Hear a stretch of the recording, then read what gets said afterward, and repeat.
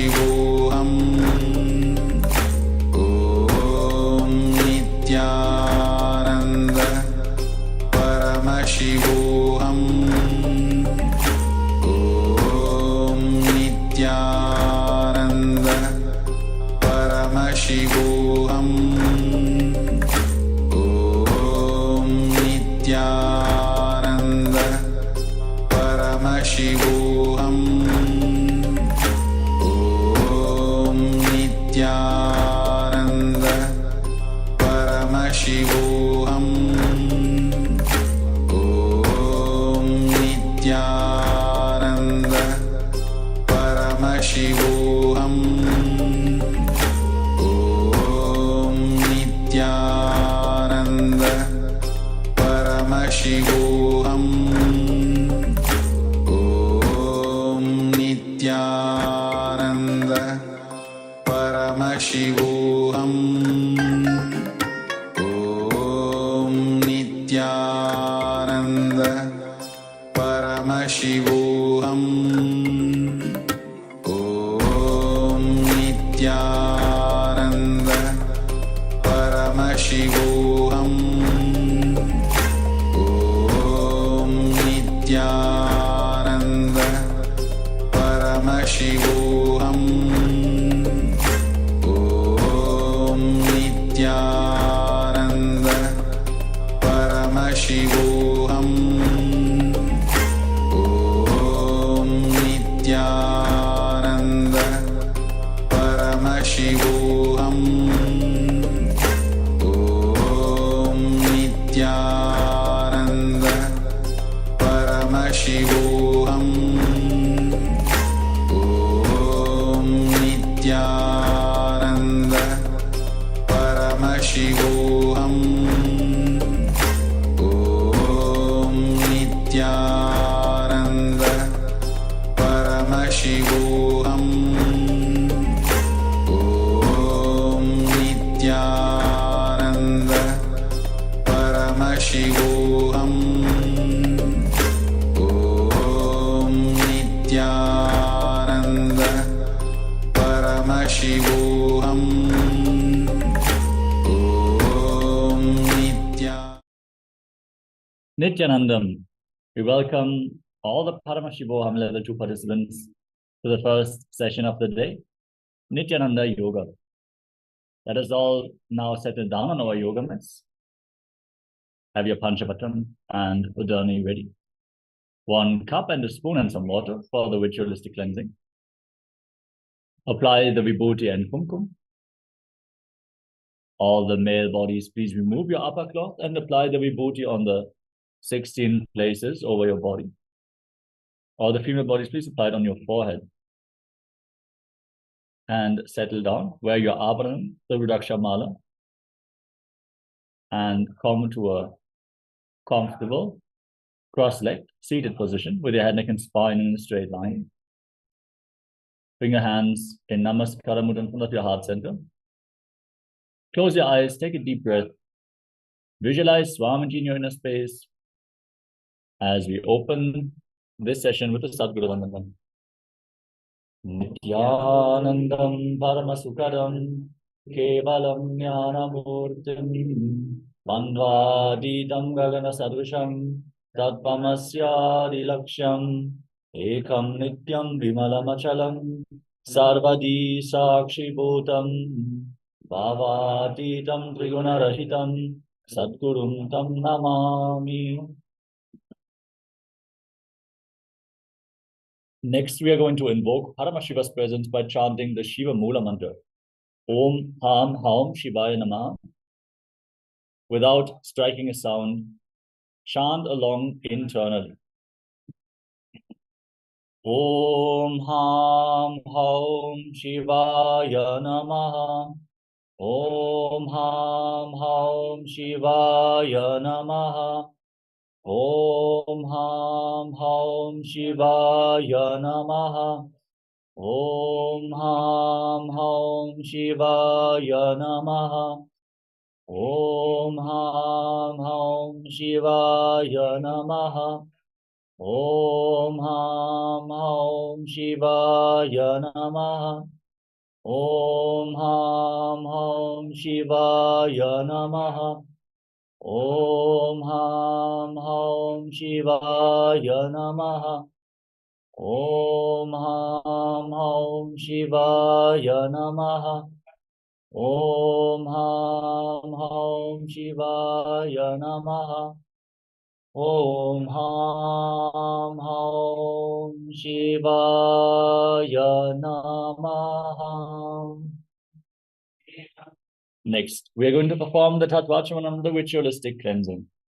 Take your Panchapatram and Udani and keep your right hand in the Gokarna Mudra in the shape of a cow's ear. Take one Udani, 1 spoon of water, and pour it into your right palm. And each time the word Swadha is chanted, sip the water from the bottom of your right palm. And take another Udani of water into your hands for a total of 3 times. Om Atmatattvam Shodayami Swadha. Om Vidyatattvam Shodayami Swadha. Om Shivatattvam Shodayami Swadha. Now wash your right hand with the water from the Panchapatram and wipe your lips twice with the bottom of your right thumb. Om Ham Hridayaya Namaha. Then wash your hand again. With index, middle, and ring fingers joined together, touch above the upper lip and below the lower lip. Then wash your hand again. With your index finger and thumb joined together, touch your right nostril and your left nostril. With your ring finger and thumb, touch your right eye, your left eye, your right ear, and your left ear. Then wash your hand again. With your little finger and thumb, touch your navel, your right chest, and your left chest. And with all the fingertips joined together, touch the crown of your head, the right shoulder, the left shoulder, and your heart center. Then wash your hand again. Now place both hands on the right thigh as you clasp the right hand on top of the left. Close your eyes and set a sankalpa. Make a conscious resolution what you want to manifest as part of today's ritual of Nithyananda Yoga. Hold this visualization as we chant the sankalpa mantra. Om Mamo Pata Samasta Litakshayatwara Bhagavat Shri Nithyananda Paramashiva Pridyatam Shri Nithyanandeshwari Paramashiva Shakti Sameta Shri Nithyanandeshwara Paramashiva Pridyatam Cha Adhya Purokta Evam Guna Visheshena Vishishtaya Asyam Shupadito Purnaharogya Tilakata Yogya Sharira Sityatam Paramashiva Shaktiya Vishkaranatam Nithyananda Yoga Vyasam Karishye. Wash your hand once more. Om Apopasprisya. And keep your Panchapatram and Udani aside, out of harm's way.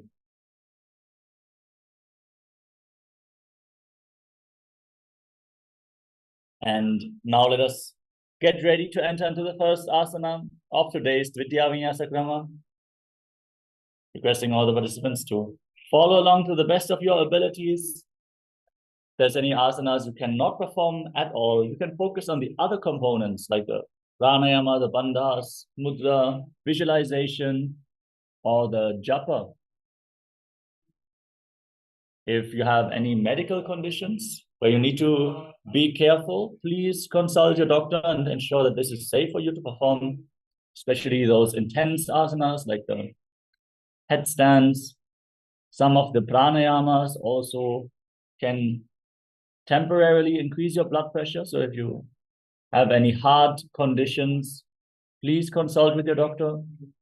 And if you're currently in pregnancy or you suspect you might be pregnant, please don't perform any of the forward bends of this sequence. And also consult your doctor about the intense asanas of the sequence.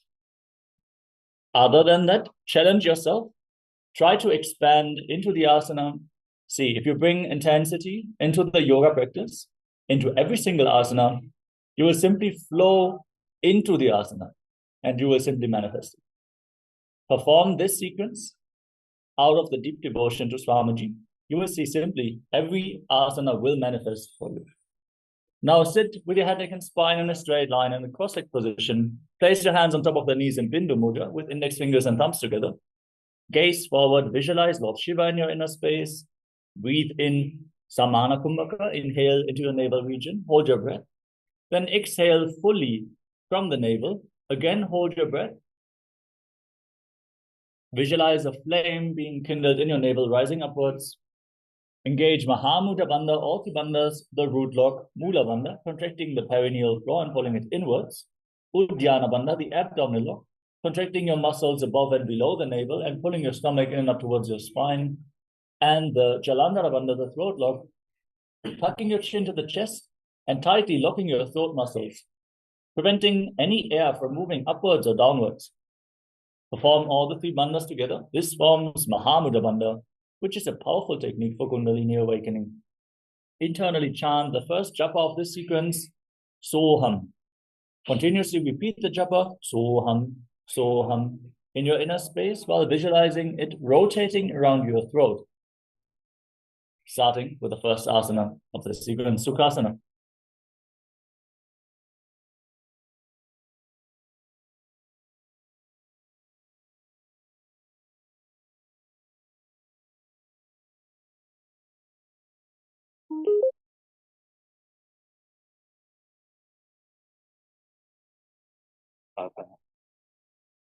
तत्सुखासनमित्युक्तमसक्तस्तमाचरेत् आसनं विदितं येन हितं तेन जगत्त्रयम्. Arvatasana. Now place your feet on top of opposite thighs. Sit in Padmasana. Join your palms and raise your arms up straight above your head. Hands in Anjali Mudra. Engage Mahamudra Bandha, all three bandhas, and visualize yourself as Mount Kailash. Te Mahadeva Parvatasana Mangalam Yatkritva Stirarupi Syat Shatchakradi Vilopanam. Avibhasana. Now join the soles of the feet together in front, extend them slightly away from the body. Interlock your hands behind your back and lean forward and down. Place your forehead on the ground behind the heels, gaze to the nose, engage Mahamudra Bandha and visualize Swamiji in your inner space.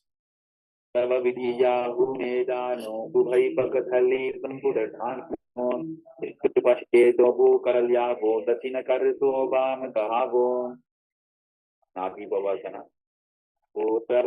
Vidipati Akainito Hobi Kahuni Panasyu Lagadi Asa Agane Dharki Lagave Pasarito Hataki Anjuli Kare. Now, with the soles of the feet together, extend your arms out in front of you and place them on the ground in front of your feet with your forehead on the ground behind your heels. Gaze to the nose and visualize yourself as a snake.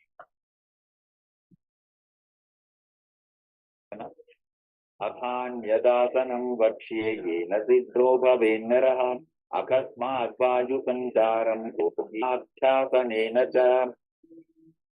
Now, keep your hands in Prana Mudra with index and middle finger extended. Hold on to little and ring fingers with your thumbs. Hold on to your big toes and extend your legs forward and up straight. Then cross them into Padmasana and lean forward and down onto your elbows. Engage Mahamudra Bandha and visualize yourself as a bird.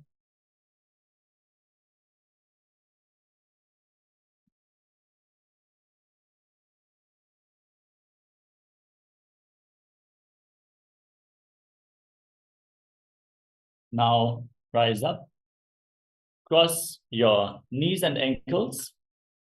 Hold on to opposite elbows in front of your body. Engage all the bandhas and start rotating your arms in a wide circle. Gaze to the nose. Visualize Swamiji in your inner space. Continuously chant Soham in your inner space. And every once in a while, change the direction of the movement. Yasana. Goda Bama Vadiki Adamahili Soja Dasitarana Govara Lota Paripulpa Samoja Vamapadako Mahilo Baburo Vulpadutan Apari Goda Dasiki Ashabarali Dhana. Now, place your hands on the ground. Shoulder width apart, raise your hips up high. And then start scooping your head and chest forward and down again and again as you pull your stomach in towards your spine. And visualize yourself as an elephant. Padagre Bhumo Prithvatandi Bhujamastakagre Nidhalya Nitambam Purthamunnamaija Navilaksham Bhumo Nasikama Ninja.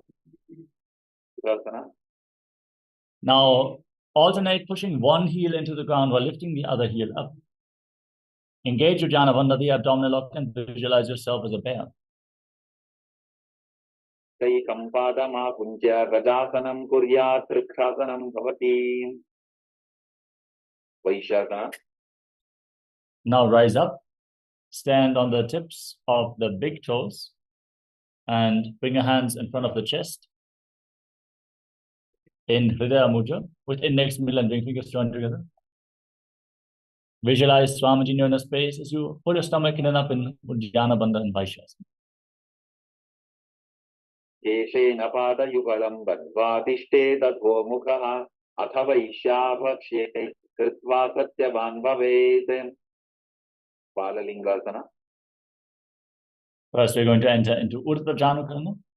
Now stand in Arimani posture, heels together, toes pointing outwards and knees slightly bent. Bring your hands in front of your chest with the elbows raised. Then lift one knee up along the center of your body in a circular motion and follow along with the respective hand gracefully again and again.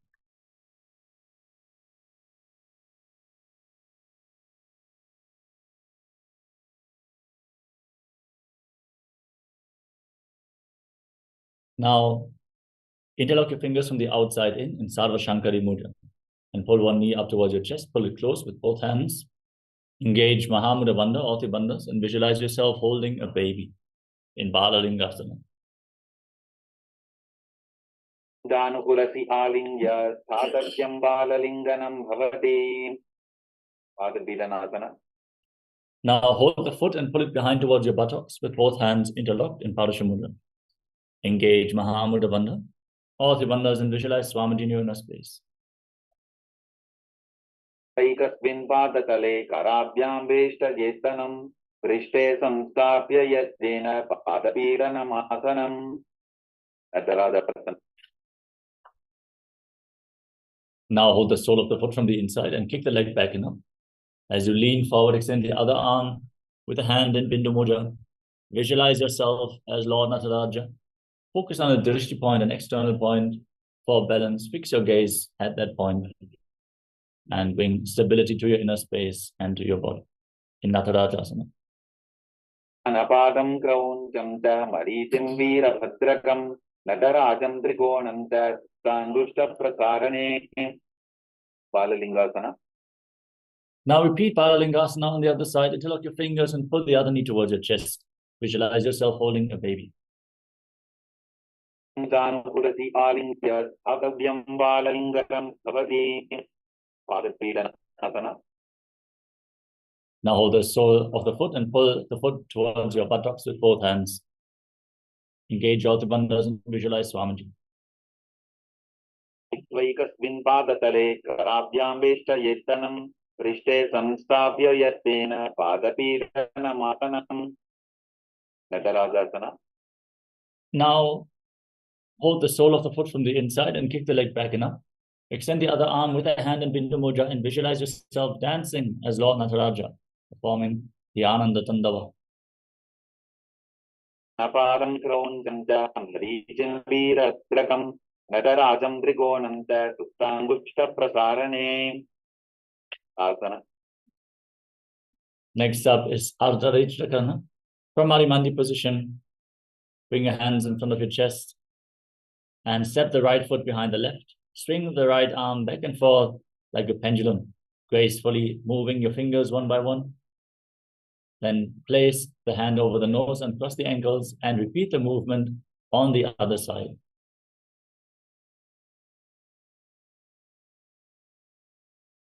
Next up is the skeleton dance. Now visualize yourself as a skeleton and shake your body intensely. Hold the visualization of your bone structure. Move every bone of your body.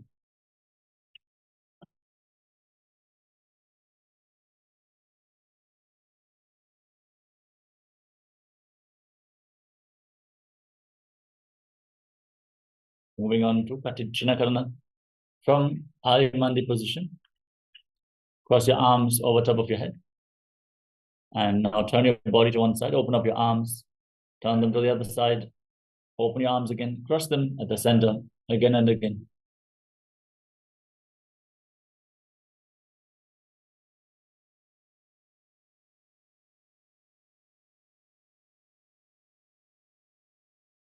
Now, stand on the tips of your toes and raise your arms up parallel above your head with your palms facing each other. Hold your stomach in and up, contract the perineal floor, and lock your throat in Mahamudra Bandha or the bandhas. Visualize yourself as a palm tree as you internally chant the new japa, Shivoham, in Tadasana. मुद्राबद्धपूर्णौ ताडासनविधेयकान् विनोदान्नं सदा कुर्यात् सर्वस्मिपतिप्रियाम्. Now lean forward and down. Place your palms on the mat if you can. Otherwise, you can hold onto your calves and pull yourselves down. Try to bring your head towards your knees. Try to touch your knees with your head. Squeeze your core. Engage Mahamudra Bandha, all the bandhas, and visualize Swamiji in Uttanasana. मुद्राबद्धपूर्णौ ताडासनविधेयकान् विनोदान्नं सदा कुर्यात् सर्वस्मिपतिप्रियाम्. Now walk your hands forward and step your feet far back into a tall plank position. Lock your throat in Jalandhara Bandha and start rotating your head from side to side. Visualize Swamiji in your inner space in Tadakshavasana. स्थित्वामस्तकं वारं वारं दक्षिणकुक्षिं सव्यकुक्षिं नजेत तरक्ष्वासनं भवति. भुजङ्गासना. Now lay down on your stomach. Keep your hands at the side of your shoulders. Place the top of the feet flat on the mat. Raise your head and chest and open your mouth. Inhale through the hollow of your throat in Bhujangana Mudra as you visualize yourself as a cobra. नाभिपर्यन्तम् अधो भूमौ विनिन्यसेत् कराभ्यां तदरान् धृत्वा ऊर्ध्वशीर्षफणीवशे देहाग्निर्पदते नित्यं सर्वरोगविनाशनं जागर्ति बुधजी देवी भुजङ्गासन साधनात्. प्रशासना. Now push your body back up into a plank position and alternate pulling one knee in towards your chest back and forth. Lead the prana along your spine as you breathe deeply and calmly through your nose and hold the breath in a controlled manner at each and every chakra of your spine. In Sahadra Kumbhaka, as you visualize Swamiji in Shashasana. संस्थितौ दानुद्वयमापुञ्च वारं वारं कर्तव्यं शशासनं भवति. तथासना. Now, step one foot forward in between the two hands and simultaneously jump the front foot back and bring the other foot to the front again and again. Visualize yourself pulling a chariot in the Hathasana. आसन संस्थितो एकैकं पादं पूर्वमार्गेण ग्रामजित्वा कर्तव्यं तथासनं भवति. Virabhadrasana. Now keep one foot at the front and rise up. Keep the other foot far back. Bend the front knee at a 90-degree angle. Push your hips forward. Rotate your hips so they are facing forward. And then raise your arms up above your head with the palms facing each other. Pull your stomach in and up in Ujjana Bandha. Gaze to your third eye and visualize yourself as Lord Veerabhadra in Veerabhadrasana. मदकौण्डिन्यं पूर्वकुक्कुटमेव च अष्टावत्कर्मसुतोदानं मयूरं सेतुबन्धनम् उत्तानपादं क्रौञ्चं च मरीचिवीरभद्रकं नटराजं त्रिकोणं च सुप्ताङ्गुष्ठप्रसारणे. Virabhadrasana. Hey Surya, can you quickly go downstairs and get my charger? It should be there by the sofa.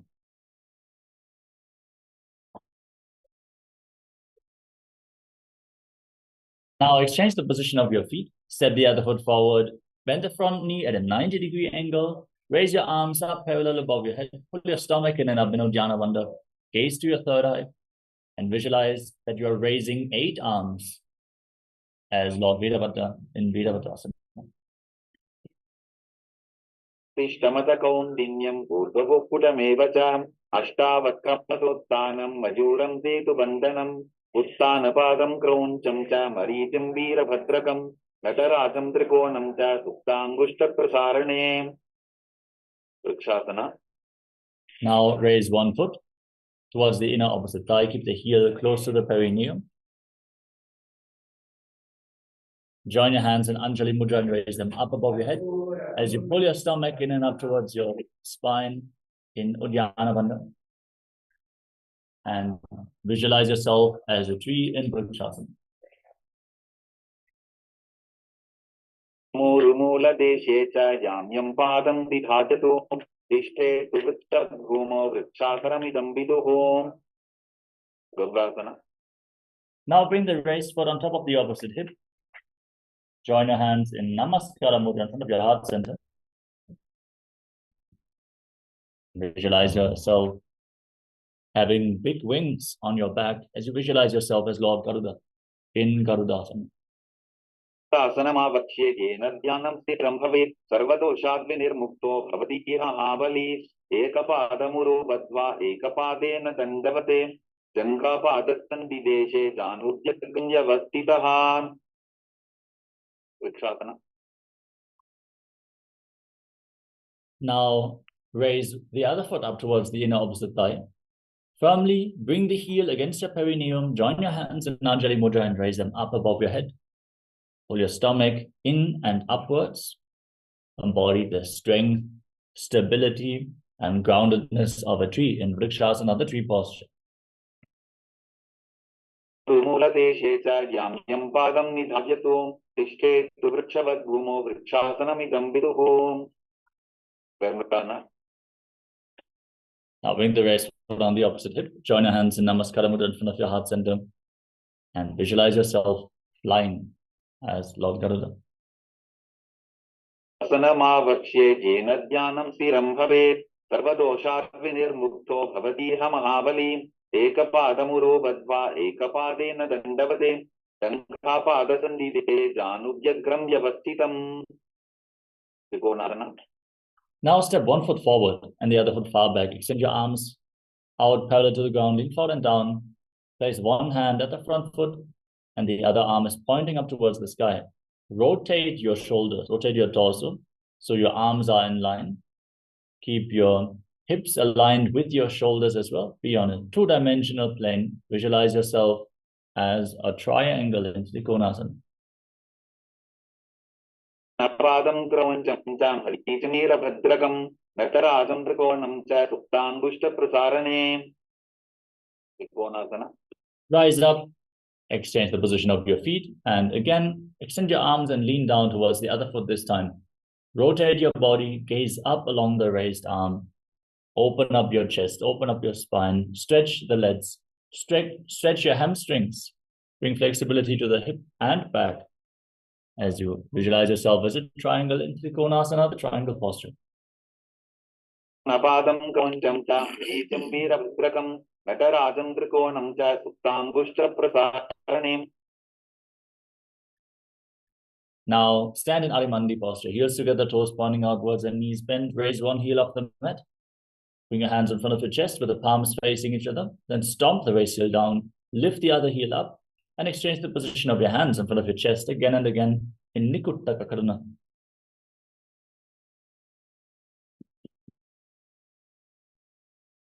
Now squat down, raise your heels off the mat, and place your perineum on top of the heels. Keep your knees off the ground. Join the palms in Namaskara Mudra in front of your heart center. Keep your knees together. Balance in this posture as you start buzzing like a bee on your inhalation and exhalation in Brahmari Kumbhaka. Continuously buzzing like a bee. Visualize Swamiji in your inner space and internally chant the Nujapa Satashivoham in Angushtasana. Angushtasana. कबन्धासनमित्याहुः गोरक्षासनमित्येव च अङ्गुष्ठमुष्टिकं नित्यं ब्रह्मप्रसादितं तथा सौरासना.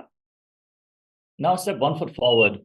Keep your hands at the side of your body with your palms facing forward in Vara Mudra, the boon fulfilling mudra. Your fingertips barely touching the ground. Visualize Swamiji in your inner space in Saurasana. एकं पादतलं संस्थाप्य पादकं विदुननासना. Now lean forward and down, hold onto the big toe of the front foot and the heel of the back foot with the other hand. Try to balance in this posture, keeping your hands off the ground. If you cannot hold the balance, you can place the back hand or the front hand on the ground for balance. Visualize Swamiji in Vidunanasana. पादमेकं प्रसार्य तत्पादाग्रं संस्पृशेत् तत्करेण गुल्फञ्चान्यं धारयेत् तत्कटेन धूनं बेढं चाभ्यसेत् चोभयत्र Saurasana. Now exchange the position of your feet, step the other foot forward, keep the hands at the side in Paramudra as you continuously shower everyone around you with your blessings like Lord Surya. In Saurasana, visualizing Swamiji in your inner space.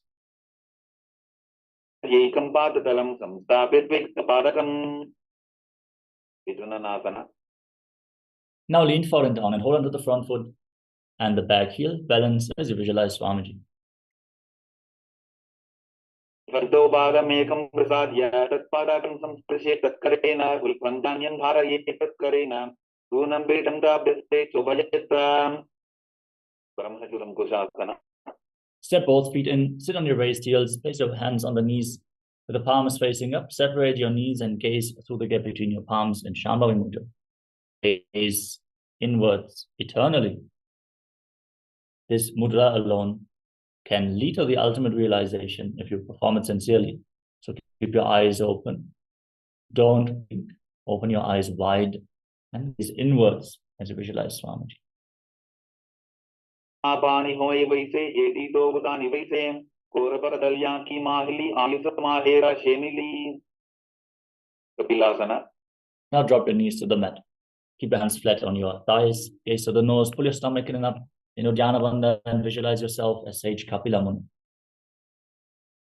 Samachparave mahili kor milave panapani kupra hoye vaise edi do butoni nivaise Padragorakasana.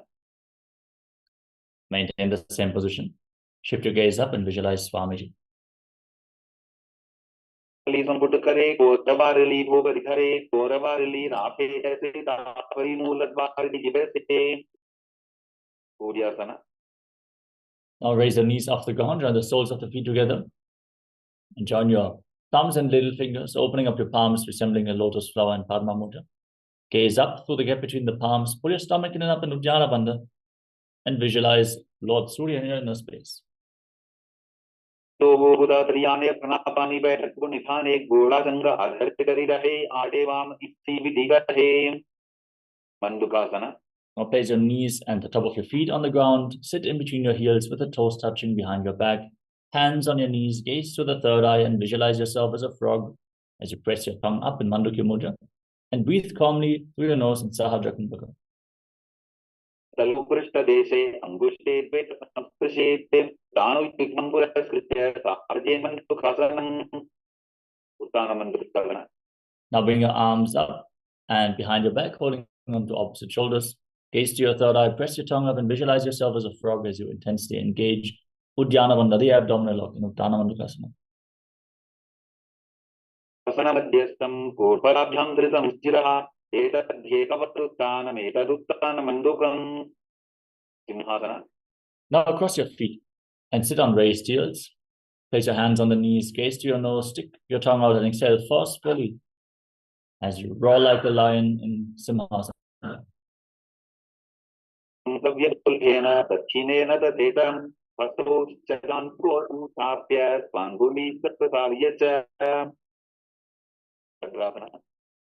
Now join the soles of your feet together behind your back with the toes pointing backwards. Separate your knees and cross your arms behind your back, holding on to opposite big toes in Prana Mudra. Lock your throat, gaze to the nose, and visualize Swamiji as you return to buzzing like a bee on in and exhalation in Brahmari Kumbhaka in Bhadrasana.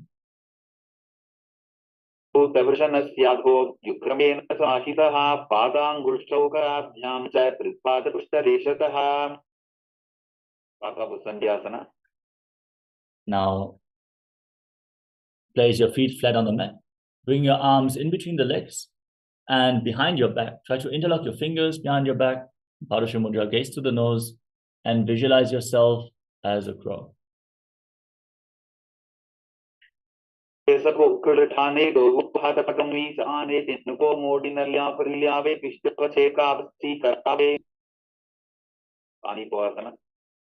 place your palms on the ground, bring your knees onto your arms towards your armpits. Lean forward, find balance and lift your feet off the mat. balance as you visualize Swamiji in your inner space.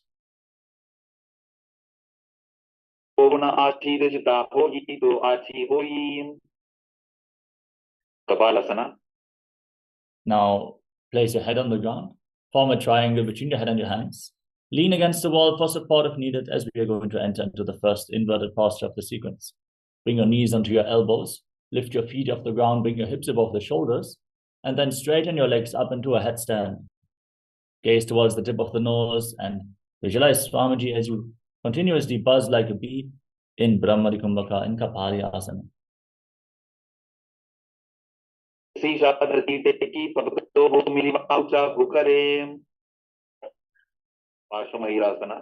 Gently lower your legs down, come to a squatting position, and twist your body. Place one knee and one hip on your elbows as you lean forward. Extend your legs out to the side and balance on your arms. Visualize yourself as a beautiful peacock. Gaze to your third eye. Exhale and hold your breath in Rechaka Kumbhaka again and again.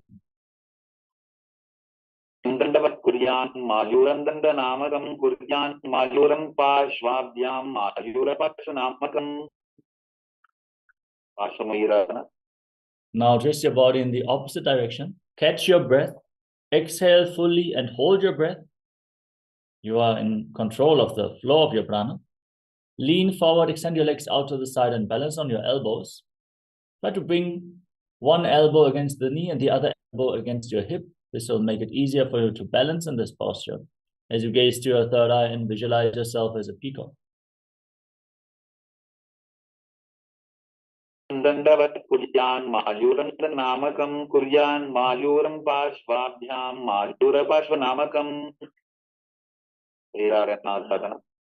Now walk your hands forward, step your feet back into a tall plank position, then step one foot outside the shoulder in between the two hands. Push your hips forward, raise your head up and gaze towards your third eye.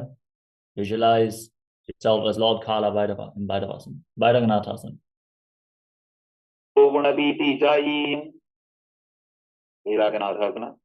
Exchange the position of your feet, step one foot back and the other foot forward outside the shoulder in between the two hands. Gaze up, visualize yourself as Lord Kala Bhairava in Bhairaganathasana.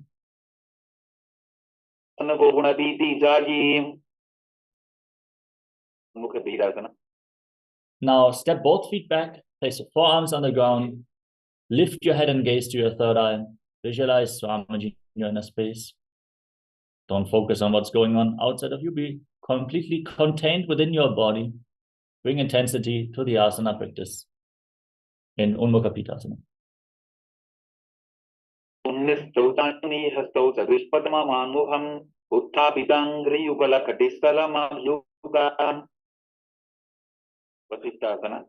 Now rise back up onto your hands and rotate your body. Lift one arm up towards the sky. Point your arm upwards as you rotate your head and gaze up along the raised arm. Keep your body as straight as a plank and be stable. Engage your core in Vasishthasana, visualizing yourself as Sage Vasishta. The author of Ramayana.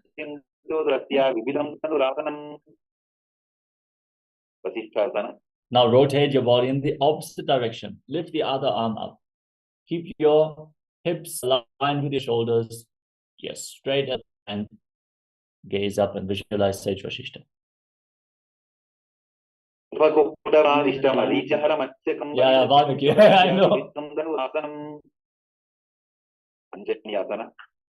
Now come to a seated position with the legs extended forward. Bring your hands underneath the buttocks. Lock your throat. Gaze to the tip of the nose and internally chant the new japa Mahasadashivoham as you visualize yourself as Lord Hanuman.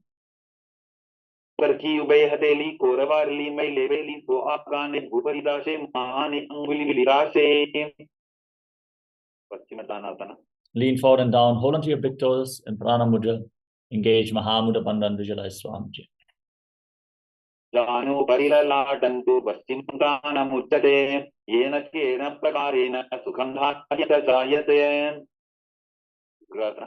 Separate your knees, interlock your hands around your neck, lean forward and down, engage all the bandhas and visualize Goddess Kali.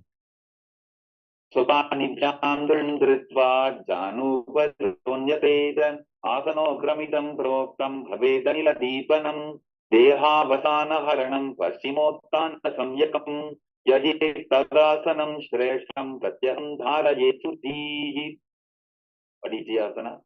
Now step 1, foot in towards your perineum. Wrap your arm around the leg, interlock your hands behind your back and lean forward and down. Visualize yourself as Sage Marichi. पादं क्रौञ्चां ह्रीचं वीरभद्रकं नटराजं त्रिकोणं च प्राङ्गुष्ठप्रसारणे। महामुद्रासना। Drop the waist into the side, lean forward and down, hold on to the front foot, exhale, gaze to your nose, hold your breath, engage all the bandhas and visualize Swamiji Mahamudrasana. महामुद्रां प्रवक्ष्यामि तन्त्रेऽस्मिन् मम वल्लभे यां प्राप्य सिद्धा सिद्धिं च कपिलाद्याः पुरागताः। परिचयासना। Exchange the position of your legs, lean forward as you wrap your arms around your back and visualize yourself as Sage Marichi. पादं क्रौञ्चं च ह्रीचं वीरभद्रकं नटराजं त्रिकोणं च प्राङ्गुष्ठप्रसारणे। महामुद्रासना। Now drop the raised knee to the ground, hold on to the front foot, pull yourself down as you exhale and hold your breath, engaging all the bandhas in Mahamudrasana. प्रवक्ष्यामि तन्त्रेऽस्मिन् मम वल्लभे यां प्राप्य सिद्धा सिद्धिं च कपिलाद्याः पुरागताः। भद्रासना। Now join the soles of your feet, interlock your fingers around the toes, bring your heels against your perineum, gaze to your third eye and visualize Swamiji. दवृषणस्यादः सीवन्त्याः पार्श्वयोः क्षिपेत् पादपार्श्वे तु पाणिभ्यां दृढं बद्ध्वा सुनिश्चरम्। वालिपवासना। Now extend your feet away from the body, separate your heels, keep your toes together, lock your throat, gaze to your nose, and place your hands on the respective knees. Visualize Swamiji in Dvalipavasana.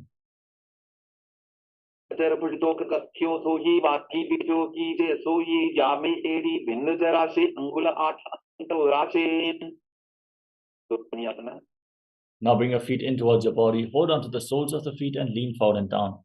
Gaze to your nose and visualize Yoni Mandala.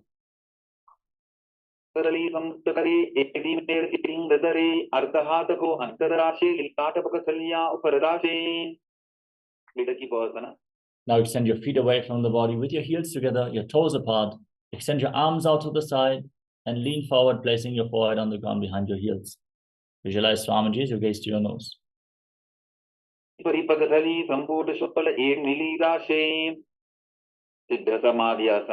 Bring your feet in towards your body, scoop your hands below the shins with the palms facing up.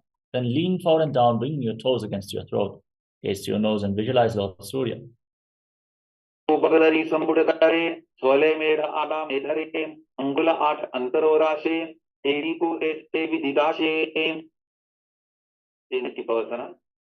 Now bring your feet in towards your body, hold on to the soles and open them up like a foot, like a book. Place your elbows onto your thighs and gaze to your nose as you visualize Swamiji in your inner space. I was literally thinking, I have to say soles of... No, I was thinking I have to say soles of the foot, and then I said foot instead of book. Okay. Now, place your hands on the respective knees and push them down to the ground. Pull your stomach in and up and visualize Swamiji as you gaze to your third eye.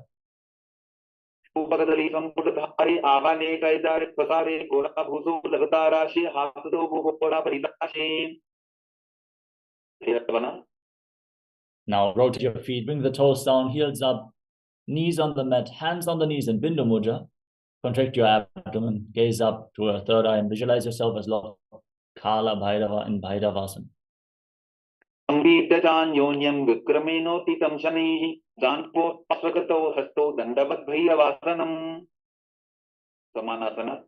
bring one heel against the perineum and lift the sole of the other foot against your chest. Gaze to your third eye and visualize Swamiji in your inner space. Now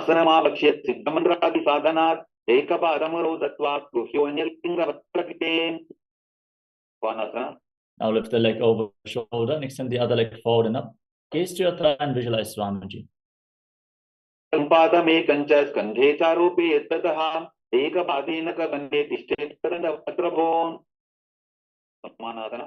Repeat Samanasana. Bring the other heel against your perineum, opposite foot against your chest. Hold your breath in the Mula Chakra in Samanasana. समानासनमावक्ष्य सिद्धमन्त्रादिसाधनात् एकपादमरुदत्वा पुरोन्यलिङ्गवक्त्रके. Apanasana. Now lift the other leg over your shoulder, opposite leg extended forward and up. Gaze to your third eye and visualize Swamiji in Apanasana. सम्पादमेकञ्च कण्डेतारूपे यत्ततः एकपादेन तदने तिष्ठेत्तदण्डवक्त्रभो. Now stack your knees in front of your body, heels outside the hips, hands interlocked on the top knee, gaze to the nose. Inhale through your teeth as you make a hissing sound on the inhalation. Internally chant Om Nithyanandoham and visualize the face of a cow, Gomukha in Gomukhasana. दक्षिणगुल्फन्दो पृष्ठपार्श्वेन योदजेत दक्षिणे तथा सत्यं गोमुखं गोखं यथा. Anasuyasana. Hold onto your big toes, pull your stomach in and up and visualize yourself as Rishikana Surya. दक्षिणगोडो नीचो ठाने बाबूता के ऊपर आने गोड़ा संधि मिलावटी भारी आड़ा पर बुनीते संधि बसारी. Anasuyasana 2. Interlock your hands behind your back, lean forward and down, chin over the knee, nose to the ground, and visualize Rishikana Surya. गोदा की संधि उपरिड़ा बागोड़ा की संधि मिलाई राशे गोड़ा से उले भगत यारो आरवाई सुधा राशे. Garvasana 2. Now, bring your left heel against the perineum and the right foot flat, right knee against your chest, hands on the knees, gaze to the nose, and visualize yourself as Lord Karala. Davo bakamodi edi bahila kulpamulat marani saide. Nagadasana. Now place your perineum on the heel, interlock your hands around your neck, twist your elbows outside the raised knee and gaze to your third eye, visualizing yourself as Sage Narada. Javam babdali keri bhuparita hilava pediti goda sudo no etogi the chipashiti ra shetogi. Vachi bidakasana. Place the left foot on the right thigh, hold onto the left shin, hold onto the right shin and the right big toe, gaze to the nose and visualize Matsya Avatar of Lord Vishnu.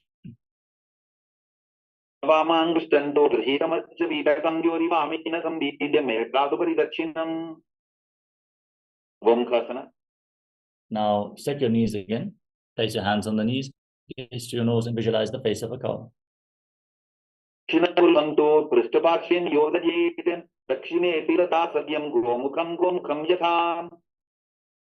Anasuyasana. Hold onto the big toes, pull your stomach in and up, gaze to your nose and visualize yourself as Rishikana Surya. गोड़ों नीचो ठाने बाबू ताके ऊपर आने गोड़ा संधि मिलावे भारी आटापत बुनीते संधि बसारी. Anusuyasana 2. Interlock your hands behind your back and lean forward and down, bring your nose to the mat, visualizing Rishikana Surya. गोदा की संधि उपरिड़ा बाबा की संधि मिलाई राशे गोड़ा से उले भगत यारो आरवाई सुधा राशे. Garvasana 2. Now place the left foot flat, the right heel against your perineum, hands on the knees, gaze to the nose and visualize yourself as Lord Karda. Davo bakamodi edi bahila vilpamulat varani saide. Nagadasana. Now sit on the heel, interlock your hands around your neck, twist your elbows outside the raised knee, and gaze to your third eye, visualizing Sage Narada. Babdali keri bhuparita hilva bevhedi goda sudo no hetogi the chipashiti ra shetogi. Now place the right foot on the left thigh, hold onto the left shin and big toe, and gaze to your nose, visualizing the fish avatar of Lord Vishnu. Navamangustanto grihitammacha vitakam yoriva aminatam bijane tradupari dakshinam. Matsyendrasana. Extend your legs, place the left foot on the right thigh, raise the right knee as you twist the left elbow outside the raised knee, bring the hand to the neck, the other hand on the ground behind you. Gaze up and visualize Sage Nithyananda, the master of Hatha Yoga. Uderam paschimabhasam kritva tishtati yattatahanam pranam vamapadam hi tattatanupatinset. Ubhasana. Now extend the front arm to the foot, place the other hand on the ear, gaze up and visualize yourself as a camel. Matsyendrasana 2. Place the back hand from the ear to the ground, twist your spine, gaze up and visualize Sage Nithyananda. Sendrapeetham Vidaraprati Vitandarapandala Kandanatram Abhyasata Kundalini Prabodham Dandaschiratam Hidataapipumsan. Matsyendrasana. Now extend your legs, place the right foot on the left thigh, raise the left knee, and twist your right elbow outside your right elbow outside the raised knee. Place your left hand on the ground behind you, gaze up, and visualize Sage Vasinata. Rambashimabhasam Dipatishati Yatahanam Vatanam Vapadam Gitatanu Parinyaseta. Upasana. Now extend the front hand down towards the foot, hold on to the big toe, and place the other hand on your ear. Visualize yourself as a camel as you gaze to your third eye.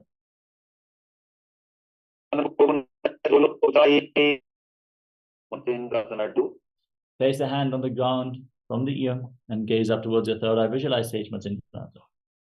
Sendrapeetham Vidaraprati Vitandarapandala Kandanatram Abhyasata Kundalini Prabodham Dandaschiratam Hidataapipumsan. Padmasana. Now place your feet on top of opposite thighs. Your hands flat on your knees, gaze to your nose. Engage Mahamudra Bandha. Roll up your tongue and inhale through the tongue. In Shitali Kumbhaka, exhale your nose. As you internally chant Om Nithyananda Mahasadaशिवोहम, visualize yourself as Lord Shiva in Padmasana. Vidham Prottam Padmam Vadrasanam Tata Urdhvorupaiche Dhatte Ube Padatale Yadham. Padmasana 2. Now cross your arms in front of your body. Hold on to the respective big toes in Prana Mudra to the nose and visualize yourself as Devi Paramashiva Shakti. Ucharano Krutva Uru Samsubrayatataha Uru Madhetato Tano Panti Krutva Tatasho. Ukutasana. Now place your palms on the ground in between the legs. Lift your entire body off the mat and balance on your arms. Breathe calmly through your nose in Sahajra Kumbhaka and visualize yourself as a rooster.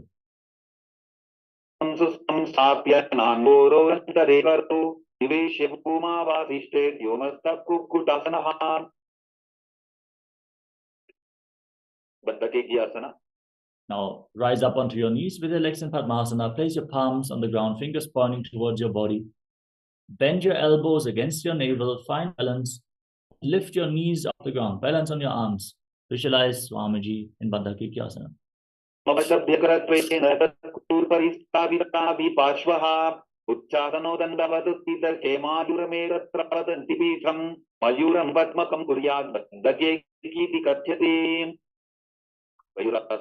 From the same position, now extend your legs back. Balance on your elbows, palms on the ground, fingers pointing towards your body. With your legs extended straight, visualize yourself as a peacock in Mayurasana.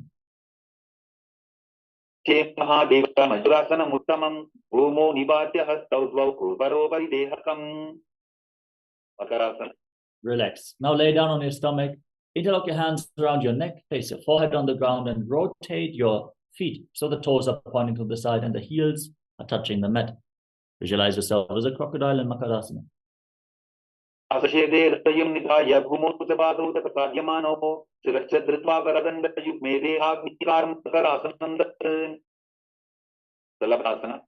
Now place your palms on the mat next to your shoulders and raise your legs up off the ground, including your knees. Hold this position intensely. Engage your glutes and your back muscles.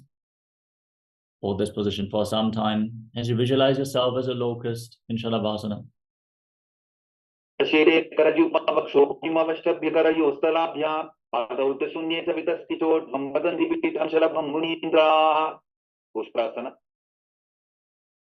Now bend your knees, hold onto your feet and pull them outside your hips.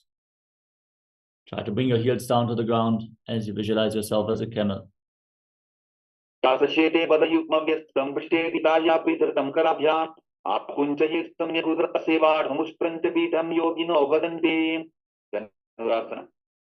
Now firmly hold onto your feet, kick your legs back and up and raise your head and chest. Pull yourself up, open up your hips, bend your upper and lower back, breathe deeply through your nose, gaze to your third eye and visualize yourself as Pinaka, Lord Shiva's bow.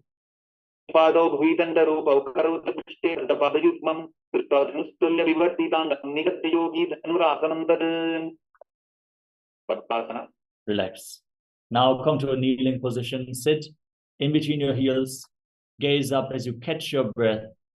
Lead the prana along your spine as you calmly breathe through your nose, hands on the knees. Visualize Swamiji and internally chant Om Nithyananda Paramashivoham in Bhagasana. तामोटी बाप तो इसे बहुरोच विधि करे एक इसे पावन महिला बुलबुल होगु कुलापा शिथिला बेसोगु कोलियासा. Now, place your forearms on the ground, elbows shoulder width apart. Interlock your fingers in Parashya Mudra. Place your head on the ground, supported with your hands as you get ready to enter into another inverted posture. Straighten your legs, raise your hips, walk your feet forward, and then lift your feet off the ground. Pull your knees in towards your chest. Squeeze your body into a ball. Try to touch your knees against your chin as you gaze to the nose and visualize Swamiji in Gohyasana. भाद्री कपनी जोगी पुनिहकलाई दान नेरोगी तीर्थासना. Now extend your legs up straight into a headstand. Gaze to the tip of the nose and visualize Swamiji in your inner space. Make sure you keep your elbows on the ground. Firmly hold onto your head to support your neck, so not as much of the weight is resting on your neck. This will help you be stable in this posture. Gaze to the nose and breathe calmly in Shirshasana. Andalam tad vidhaivalititam hinaha dandasanam dida proktam viparitopaishane. Udyasana. Gently lower your legs down. Come to a seated position with your legs extended forward. We're now going to enter a sequence of rapid exhalations. Pull your stomach in and push the air out of your lungs again and again without inhaling actively. Naturally, air will flow back into your lungs. So keep exhaling, exhaling, exhaling. Like the bellows of a blacksmith. Now hold onto your calves and extend your legs up vertically as much as possible. Keep rapidly exhaling in Pojasana, visualizing Swamiji in your inner space. दोबो हाथ पट बाहर आने घोड़ा तरे का पकसिठाने अंगुष्ठ पिंडली लगदाग्रे चरणुभे आकाशदिष्टि करे. परिभाषना. Now hold on to opposite shoulders with your hands behind your back. Keep your legs raised. Exhale rapidly and gaze to your third eye, visualizing yourself as a maze. शयनं कृत्वा पादमिलित्वा प्रसाद्य नितम्बं भूमौ स्पृष्ट्वा हस्ताभ्यां कन्द्रमत्वा नौकासना. Extend your arms out parallel in front of you. Keep your legs raised. Gaze to your third eye and visualize yourself as a boat.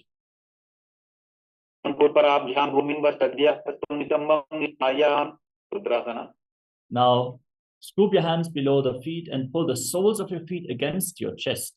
Balance in this position. Gaze to the nose and keep rapidly exhaling through your nose as you visualize yourself as Lord Rudra. Now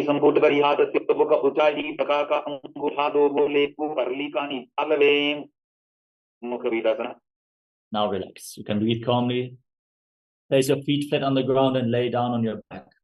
Place your palms on the mat just behind your heels and push your hips off the ground intensely. Push your hands into the ground to raise your hips even higher. Contract the perineal floor and lock your throat. Hold your breath intensely. Push the air upwards, but prevent it from escaping. Force the prana to flow into the Sushumna Nadi, the central Nadi of your spinal cord. Rise the Kundalini up to the higher energy centers.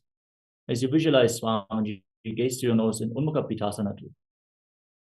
Urdhve tadanuni kritva savitvodvamukham tatha uttapya hastotishthetu peta unmukha namage. Shavasana. Now lay down flat on your back. Keep your hands at the side of the body with the palms facing up. Sink into the ground. Lay completely still as you forcefully pull the Kundalini Shakti up along your spine, awakened by this intense asana sequence in Shakti Chalan Mudra. Churn the Shakti, Kundalini Shakti within your body. Awaken the Kundalini Shakti and raise it upwards. Unclutch from any movements of the body and mind. Any desire to move your body now, simply unclutch. Visualize your body is dead and Swamiji is liberating you. Internally chant the Mahavakya Om Nithyananda Paramashivoham in Shivasana.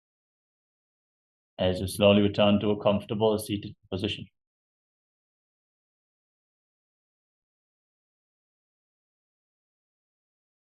Congratulations, you completed the first 108 asanas of the sequence, the Pratama Vinyasa Krama, the first asana sequence of KAILASA Nithyananda Yoga. Celebrate yourself.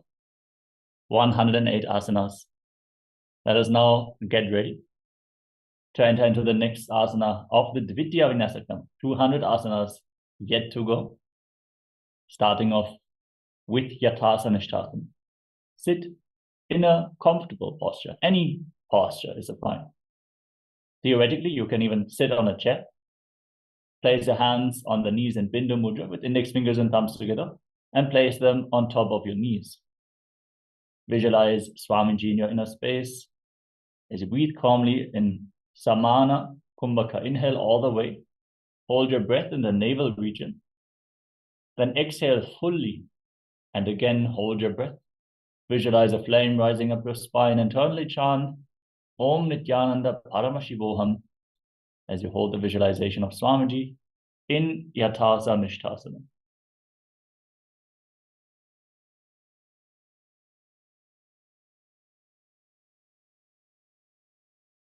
Nishthasana.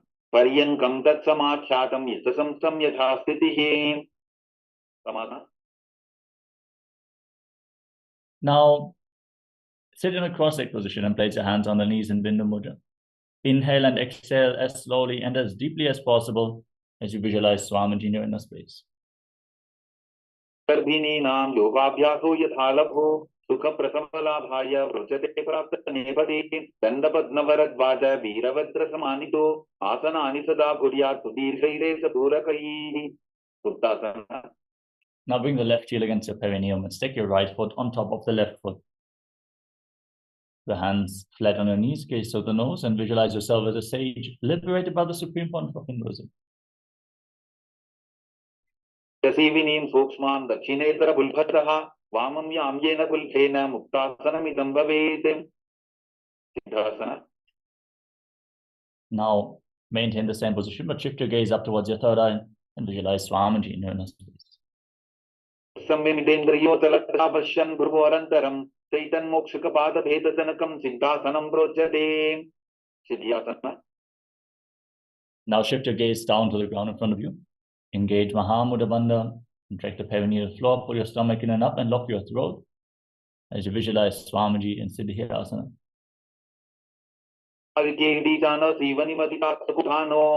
Rudrasana 2.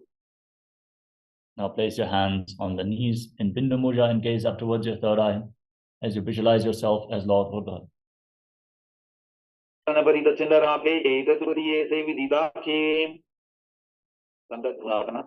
Shift your gaze towards the tip of the nose and embody tranquility and an unshakable nature.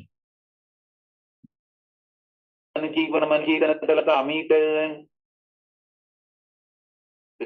2. Now, cup one palm over the other in front of your navel in Samputa Mudra, resembling a closed lotus flower, and visualize Swamiji in your inner space.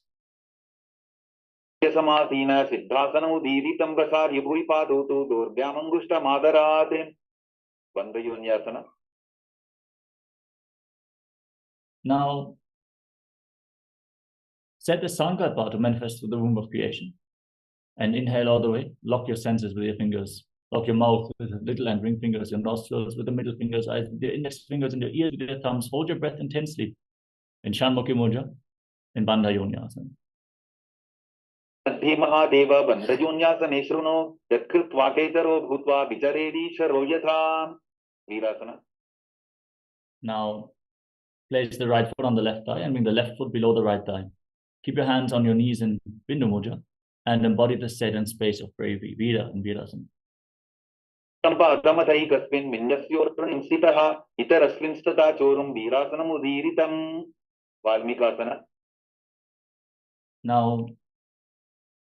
maintain the same position. Gaze up towards your third eye and visualize the great sage and poet, author of Ramayana, Sage Valmiki.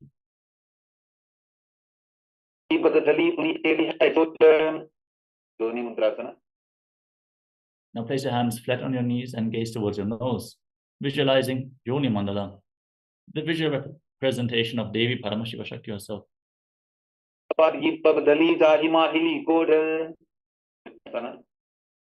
Now shift your gaze up towards your third eye and visualize Yoni Mandala in Yoni Asana.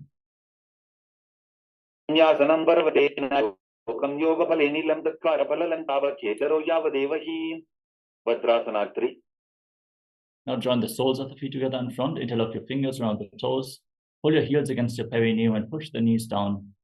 Gaze to the nose, pull your stomach in and up and visualize yourself as Lord Vidavata.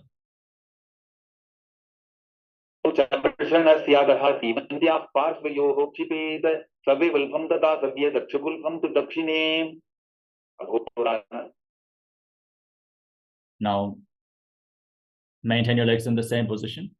Gaze up towards your third eye. Curl your tongue back and push it up in Kichari Mudra. Place the left hand on the respective knee and the right hand over top of your mouth. Close your left nostril with your index finger. Then inhale through the right nostril. Then close both nostrils. Hold your breath. Then exhale through the left nostril. Again, inhale through the left. Close your nostrils. Exhale through the right. Invert the breathing flow again and again. In Abhyantara Kumbhaka, hold your breath comfortably in between as you visualize yourself as an Agori in Agorasana.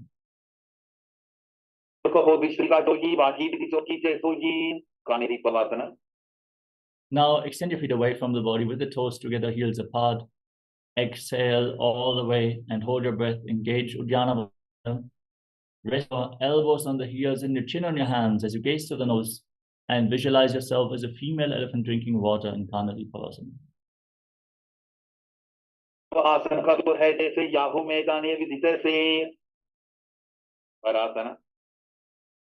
Now, scoop your hands below the shins, interlock your fingers, and lift your feet off the mat.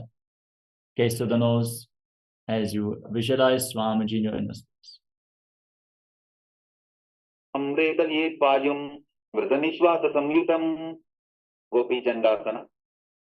Now, free your arms, interlock your fingers around the toes from above, and pull your feet against your chest. Rest your chin on the toes, gaze towards the tip of your nose, and embody the state and space of the king.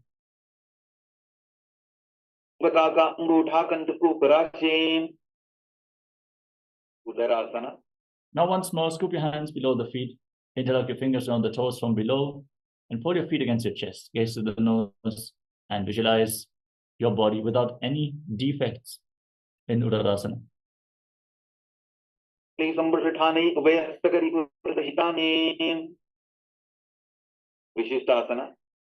Now lift your feet up even higher in front of your face with interlocked fingers in front of your forehead.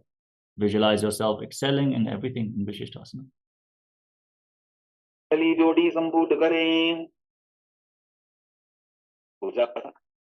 Now one by one, lift your legs up over top of the respective shoulders. Bend your arms up and hold onto your neck with your hands as you visualize yourself as a cobra.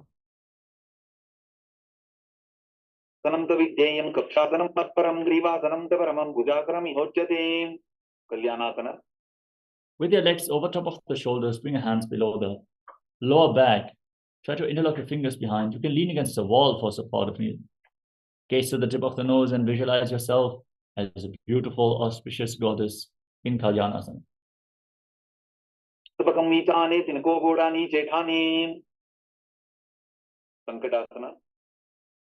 Now place the top of the left foot on the mat. Sit on the left heel and stack the right knee over the left knee. Place your hands on opposite knees, gaze forward in Vaishnavi Mudra. Don't focus on anything happening externally. Just focus on your inner space. Visualize yourself as an elegant swan and breathe in Ujjayi Pranayama. Make an ocean-like sound as you inhale through nose and mouth and exhale through your nose alone, keeping your throat engaged to create that ocean-like sound.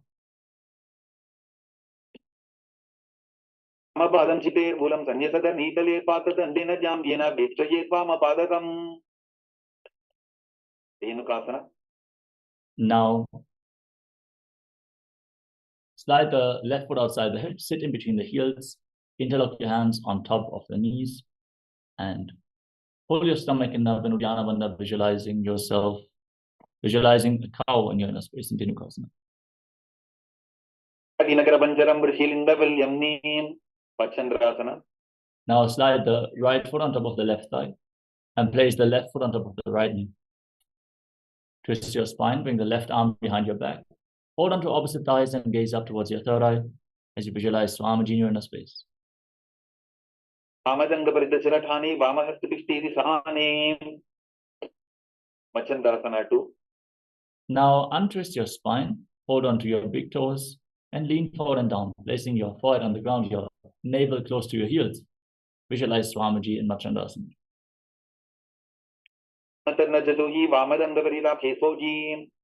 Guru Asana. Now rise up and interlock your fingers, place them on the left knee, the top knee. Engage Mahamudra Bandha and visualize Swamiji in Guru Asana.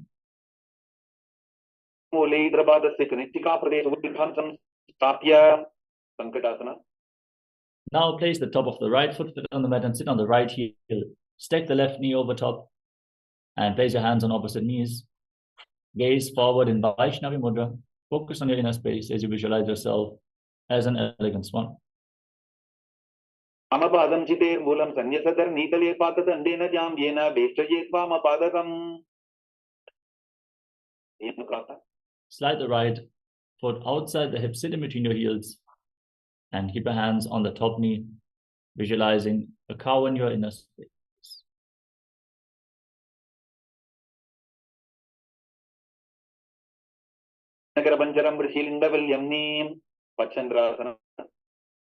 Now slide the left foot on the right thigh and place the right foot on the left knee. Bring the right arm behind your back and twist your spine. As you gaze to your third eye, visualize Swamiji in your inner space.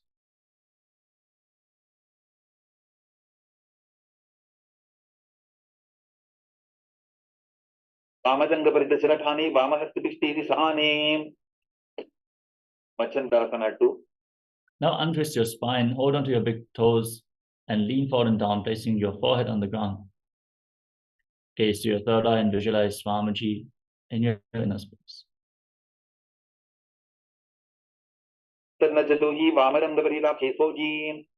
Guru Asana.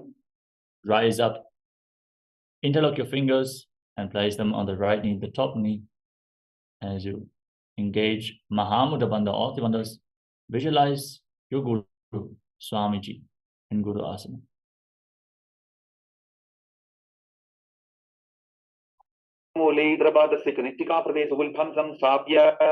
Pashvasana. Padatale bhumo nidhagya chanani ursi nidhagya viparita hastabhyabhu sahita dangye nibadhya. Now place your feet flat on the ground with your knees raised and pull your knees against your chest with your hands. Gaze to the third eye and curl your tongue back and push it upwards, leading it along your palate, and try to bring the tongue up into the nasal tract all the way to your third eye. Engage Chari Mudra, gaze to your third eye as you visualize Swamiji in Parshasana.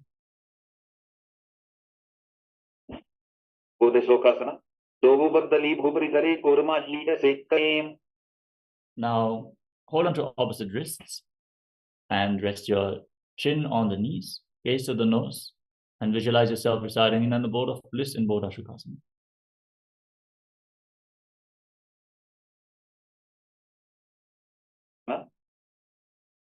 Now bring your hands below the knees and hold on to opposite elbows. Gaze to the tip of the nose and visualize Swamiji in Buddha Kadasana.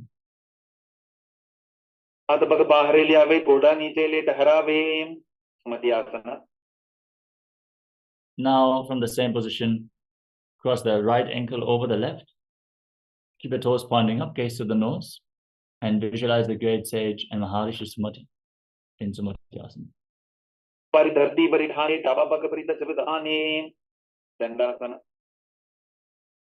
Now extend your legs out in front.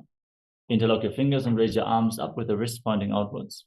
Lean forward and down and hold on to the front. Excuse me. Keep your arms raised straight like a stick. Engage Mahamudra Bandha, gaze to the nose and visualize Swamiji in Dandasana as you press your tongue back and up and engage Chari Mudra.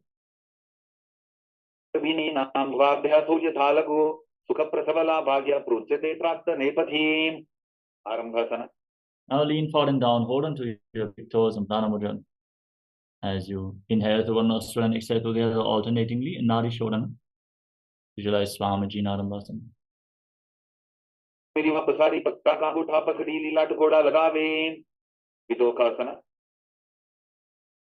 Now, separate your feet and slightly raise your knees. Scoop your hands below the shins and hold onto the soles of the feet from the outside.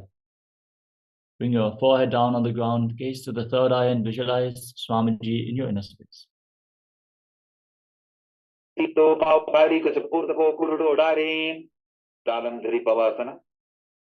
Now, join your heels together, scoop your hands below the shins and rest your chin on the heels. Gaze to your nose and visualize Swamiji in your inner space.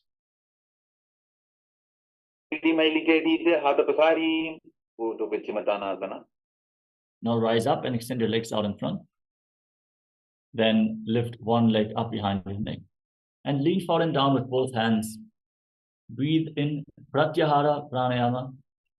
Feel the upward movement of the prana, starting from the soles of your feet to the reproductive organs, to the navel, the heart, the throat, the uvula, the center of the eyebrows, the top of the forehead, all the way to the crown of your head, the Brahmarandra.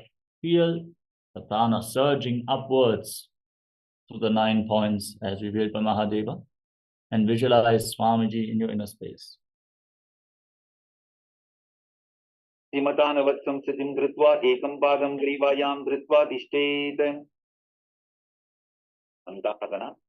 Now lean back, keep the leg behind your head, hold onto the foot with the opposite hand and extend the opposite leg forward. Gaze to the nose and visualize that you are infinite, endless, eternal, Ananta in Anantasana.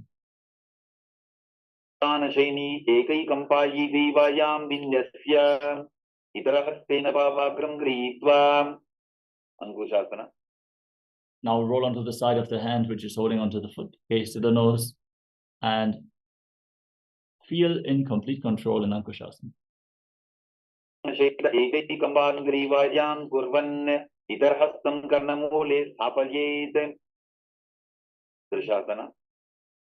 Now lay on your back and pull your knees against your chest and circle your legs with your arms and rock your body from side to side as you visualize Swamiji in Drishasana. Hey Dominic, fix your hands below open.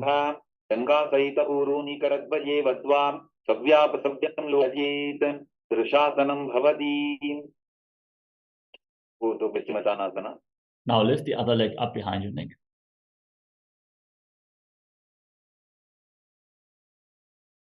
And lean forward and down, hold onto the front foot with both hands and visualize Swamiji as you feel the prana flowing upwards from the soles of the feet to the crown of your head in Uttarvashmatanasana on the other side.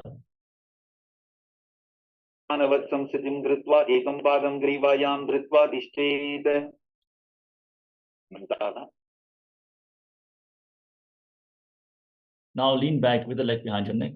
Hold onto the foot with the opposite hand, gaze to the nose and visualize yourself as infinite, endless, eternal, Ananta in Anantasana.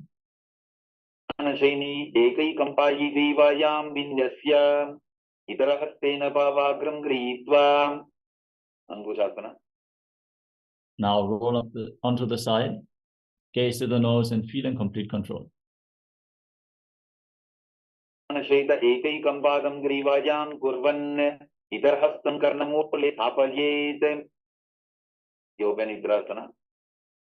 Now lay on your back and put your knees up towards your chest and circle your legs bring your legs behind your neck and then circle your lower back with your arms. Bring your hands behind your back.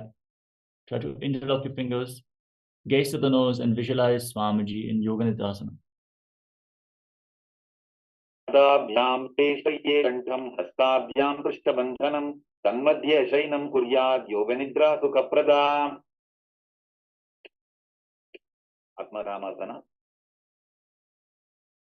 Now, hold on to your neck with your hands as you keep your legs over top of the respective shoulders and gaze to the nose as you visualize Lord Vishnu is blessing you from within.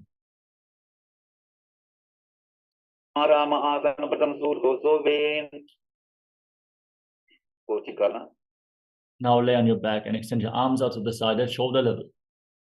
Pull your knees against your chest with your soles of the feet facing the sky. Gaze to your third eye and visualize Swamiji in Kochikasana. वो हाथ सीधा सा करें, तिनसो बेसपा करें, जठर परिवृत्ति. Now drop the left knee down to the side, extend the right leg straight. Visualize Swamiji. Bend both knees to the left. Extend your legs to the side, hold on to the feet, and turn your head away from the feet, gaze in the opposite direction. Now return to the center. Drop the right knee to the side, extend the left leg down.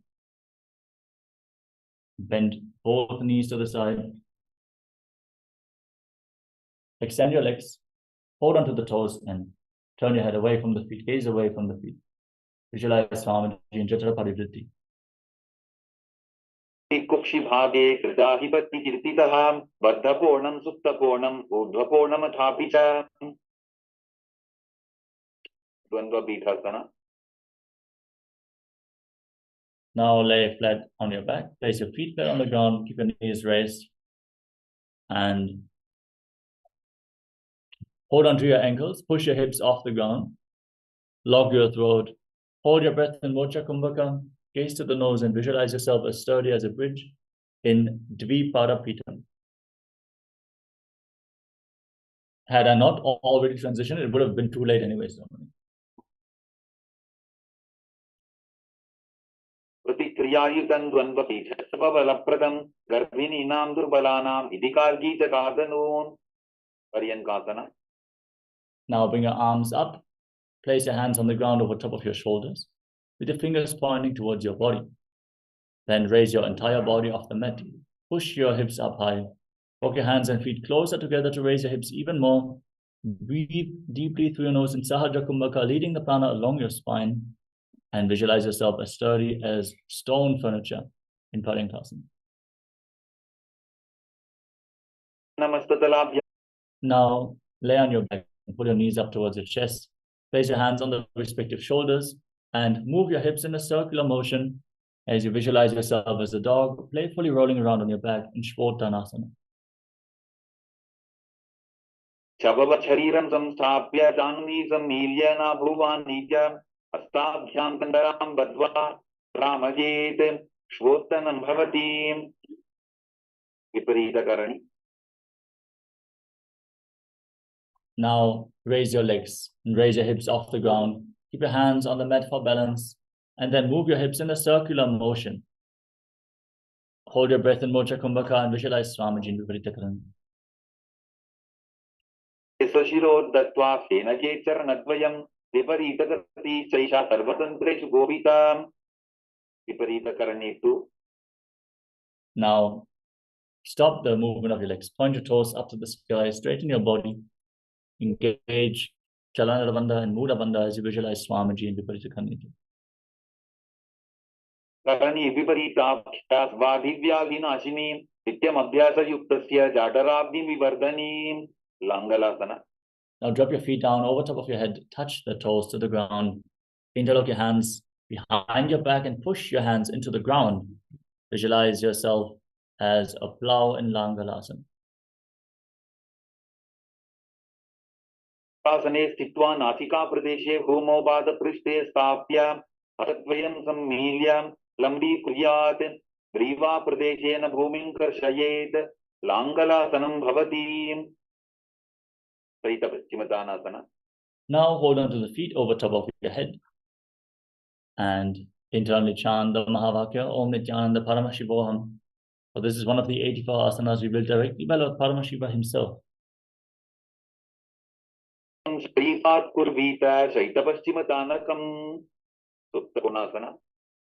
Now as you hold onto your feet, separate your legs wide to the side, keep your hips above the shoulders and visualize Swamiji in your inner space.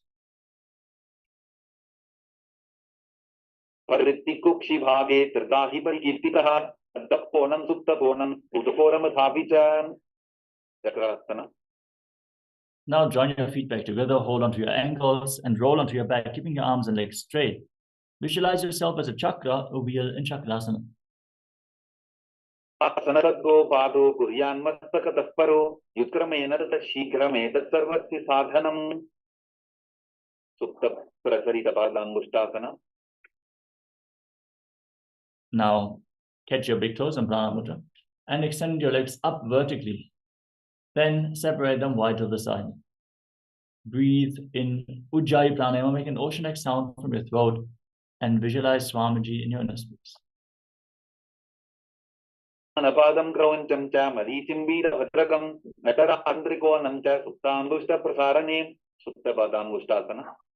Join your feet back together, keep holding onto the big toes, your knees straight, and visualize Swamiji in your inner space. उत्तानपादं क्रौञ्चं च मरीचिम्बीरभद्रकं नटराजन्द्रिकोणं च सुप्ताङ्गुष्ठप्रसारणे मत्स्यासन.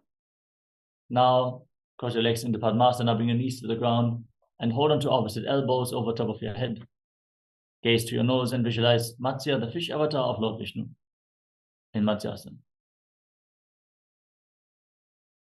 पादनं कृत्वा उत्तानशयनं चरे ऊर्ध्वाभ्यां शिरो वेश्य मत्स्यासनं तु रोगः.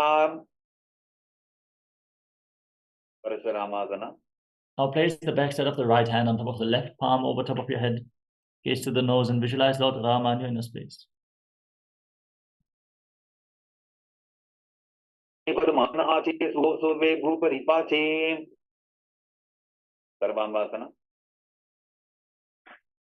Now, raise your knees and your hips off the mat. Support your lower back with your hands, elbows resting on the ground. Gaze to your nose and breathe in Mudra Kumbhaka. Hold your breath after the inhalation as you visualize Swamiji in Sarvankasana. अथवा क्षेत्र संक्षेपात् सर्वांगासनम् उत्तमं यत्कृत्वा योगनिमा विद्याविपण्डितो यथा. वृश्चिकासन. Now lay down on your back, keep one foot on the opposite hip, and lift your knees up towards your chest. Extend your fingers forward as you extend your arms up. Lock your throat, gaze to your third eye, and visualize yourself as a scorpion in Vrishchikasana.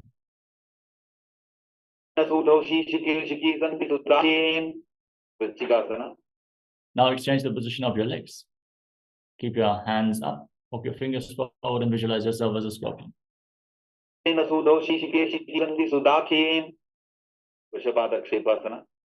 Now lay down on your back and interlock your fingers around your neck.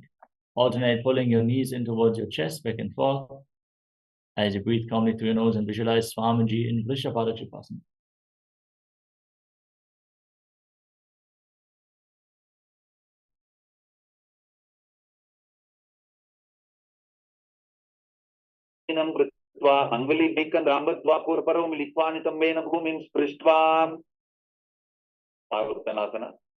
Now place your palms on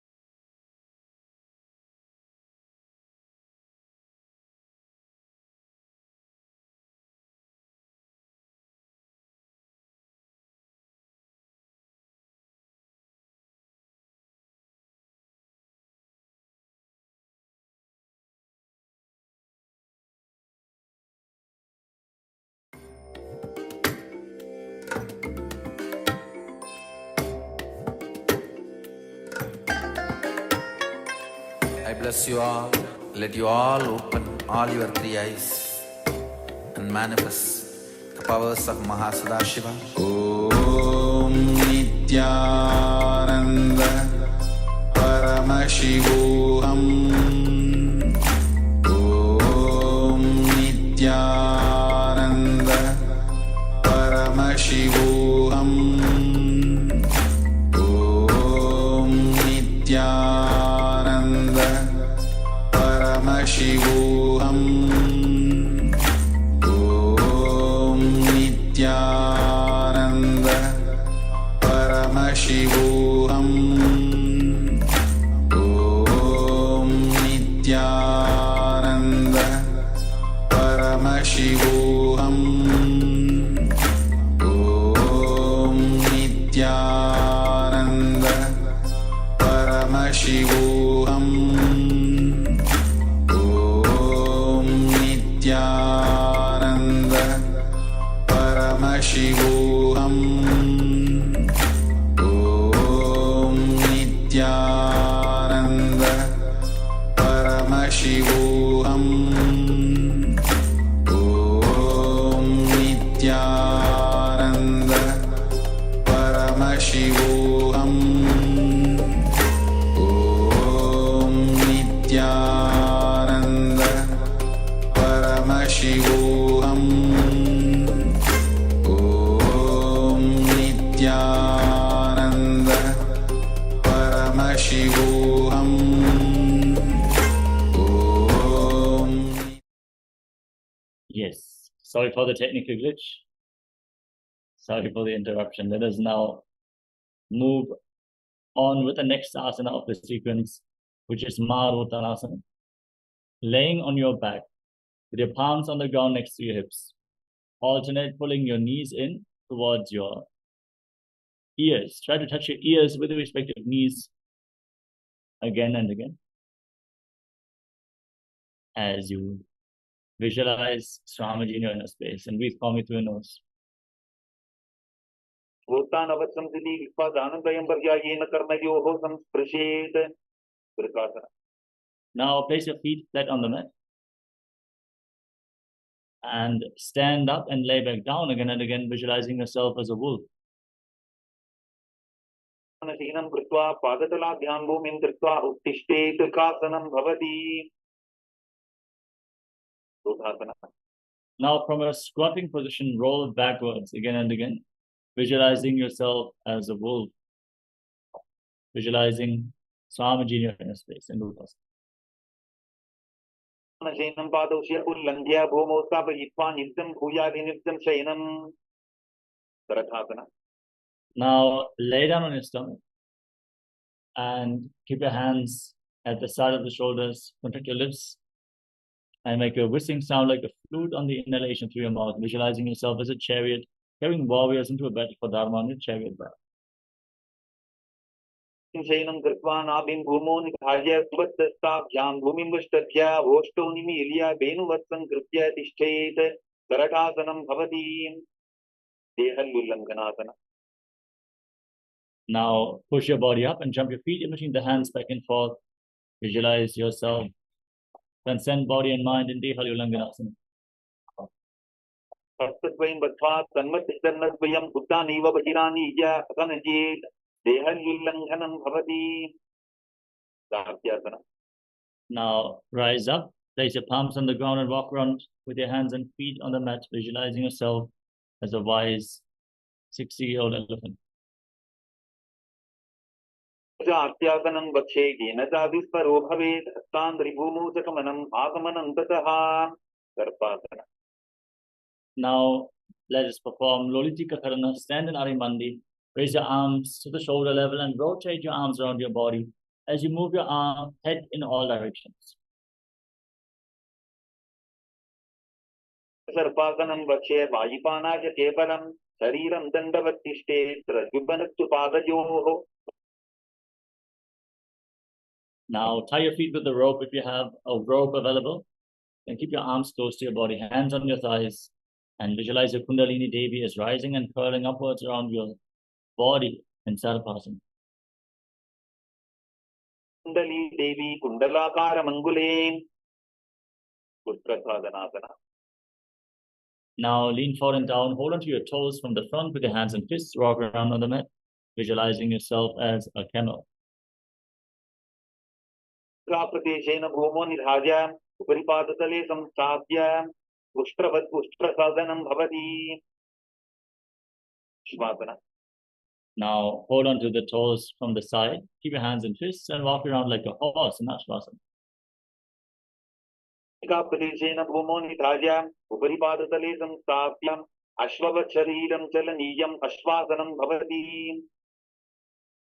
कपोतनितकासना. Now stand with your heels touching, toes pointing outwards and your hands interlocked.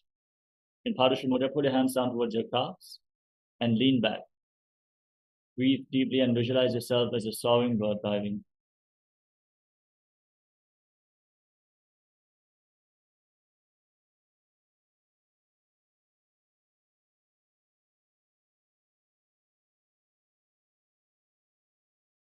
भारतरे भूमो निधाज्य दृष्टिपातेन हस्तोदङ्गापर्यन्तं नीत्वा कपोतनितकं भवति. Next up is the Tala Pushpa Putam Karana. Stand in Arimandi position and join your hands in Namaskara Mudra. Bow down to one side, raise the respective heel and open up your palms on both sides again and again. Visualize yourself holding a bouquet of flowers and offering it to Paramashivoham.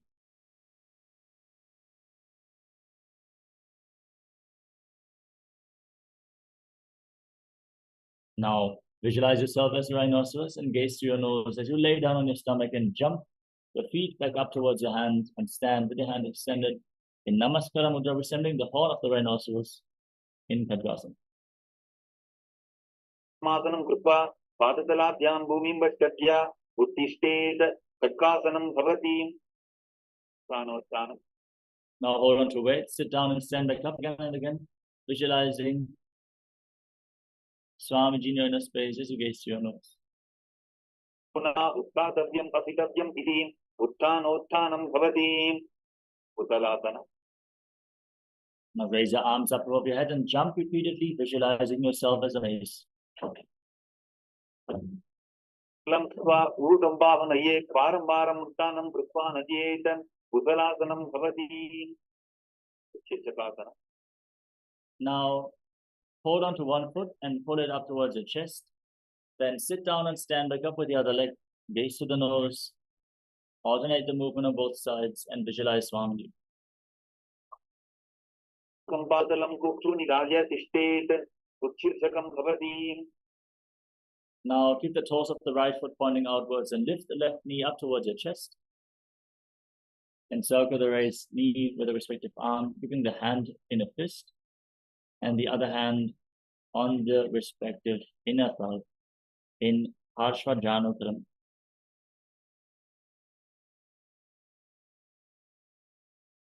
Next up is Tandavasana. Now extend your arms and the left leg forward. Sit down and stand back up, visualizing yourself. Use your dancing as Lord Shiva. Hold on to weights to intensify this asana. ताण्डवासना. एतेन पादेन स्थातव्यं ताण्डवासनं भवति. वामनासना. Now bring the left foot up towards the inner opposite thigh, keeping the heel close to the perineum. Bring your hands to the side of the knees and visualize Lord Brahma blessing you from within. मनसनमावक्ष्य यत्कृत्वा ब्राह्मणो भवेत् एकपादमनो दत्वा तिष्ठेतन्दाप्रभुवि. गर्भासना 3. Now bring the left leg over and around the right knee, tuck the toes behind the calf, and bring the left arm below the right. Join your hands in Namaskara Mudra and visualize yourself as Lord Durga. What are you talking? Okay. उत्थानकूर्मपीठं च संहत्कल्पमेव च पाताजनं गोमुखं च भारतवासं त्रिविक्रमम्. एकपादासना. Now place the left foot on top of the right thigh and keep your hands relaxed at the side of the knees. Visualize Swamiji in your inner space in Ekapadasana. ग्रीम्बामपादस्य टङ्गोपरि निधाजितम्. ध्रुवासना. Now hold on to the big toe of the left foot and extend the leg out to the side as you rotate quickly on the standing leg, visualizing yourself as the North Pole star in Dhruvasana. हस्तेन दण्डरूपस्य एकस्य पादस्य परं धृत्वा इतरपादतलं भूमौ निधाय त्वरया भ्रमणं कर्तव्यं ध्रुवासनं भवति त्रिविक्रमासना. Now lift the left leg up behind your neck, stand tall, sit down and stand back up. Perform the 3 steps of Lord Vishnu as you visualize Lord Vishnu is blessing you from within. यां पादं संस्थाप्य साधव्यं उत्साधव्यं त्रिविक्रमासनं भवति ताण्डवासना. Now repeat Parsva Janukarna on the other side. Pull the right knee up towards your chest and circle it with the right arm, keeping the right hand on the fist, the left hand on the inner thigh.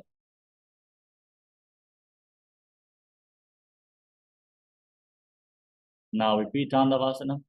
Visualize yourself fiercely dancing as Lord Shiva as you sit down and stand back up with one leg extended forward.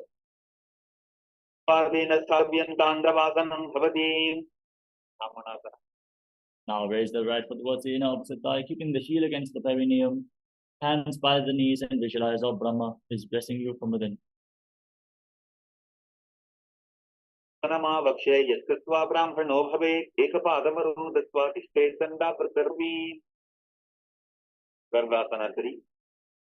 Now bring the right leg over and around the left knee, tuck the toes behind the calf, bring the right arm below the left knee, join your hands in Namaskara Mudra. Visualize yourself as Lord Garuda in Garudasana.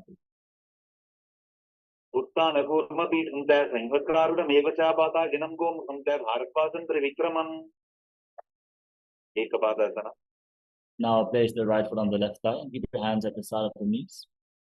Visualize Swamiji in your inner space in Ekapadasana. दक्षां ग्रीम्बामपादस्य तङ्गोपरि निधाजितं ध्रुवासना.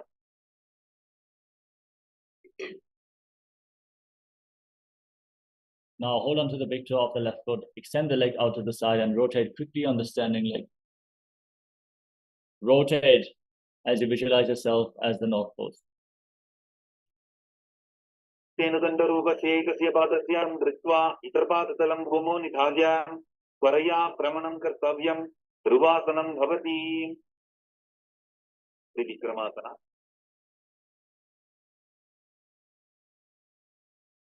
Now lift the right leg up behind your neck, stand tall, sit down and stand back up. Perform the 3 steps of Lord Vishnu in Trivikramasana. पादं संस्थाप्य साधव्यं उत्साधव्यं त्रिविक्रमासनं भवति गोर्कञ्जलि आसन.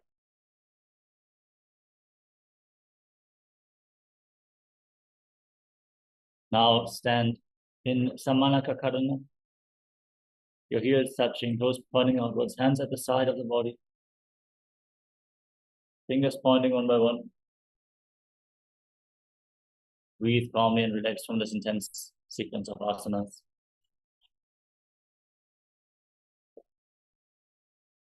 You know you are the only one who is being shown right now. You don't look to the side, you don't point, you don't wave at people. Like, be little bit aware of the camera. Just little bit aware of the camera.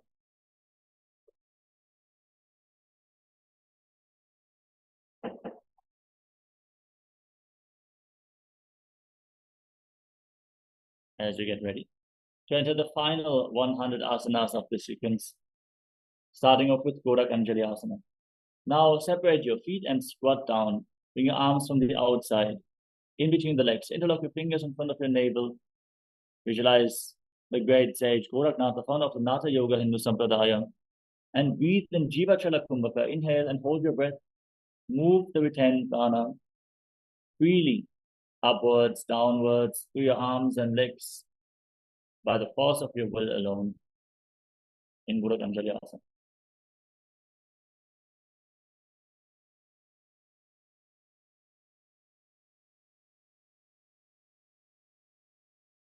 Huri Nichopani Hove Panchasana. Now, from a squatting position, interlock your hands around your back and visualize Swamiji in your inner space. गुरुमध्यात् हस्तो निवेश्य नितम्बं कृत्वा पादतलाभ्यां भूमिमष्टभ्य बहिर्वासना.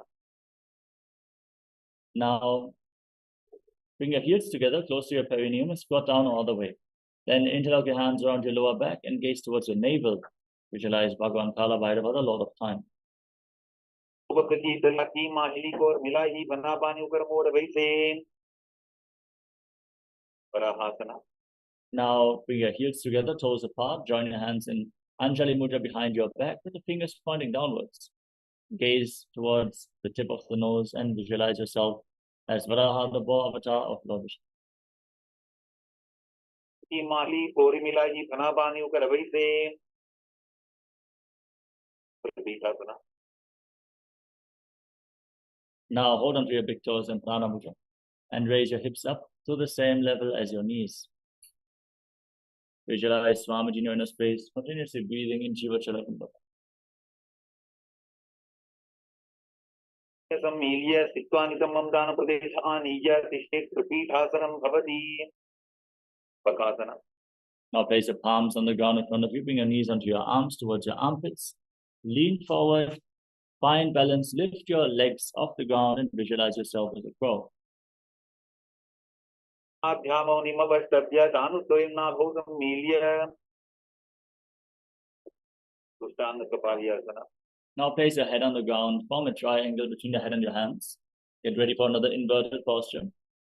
Bring your knees onto your elbows, your hips above the shoulders. Raise your legs up and cross them into Padmasana. As you gaze to the tip of the nose, visualize Swamiji in your inner space. Breathe in Jiva Chala Kumbhaka. Move the retained prana throughout your body.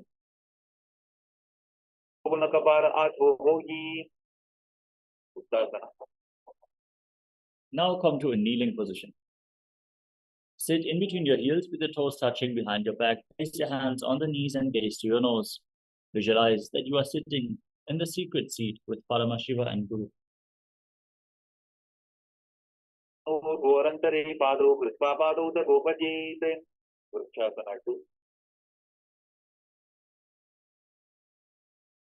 Now get ready for another inverted posture. Place your hands on the ground. Raise your hips. Walk your feet forward and kick your legs up into a handstand. Everyone should perform this asana to purify all the 7 chakras. As you visualize yourself as a tree with deep roots growing into the ground in Vrikshasana.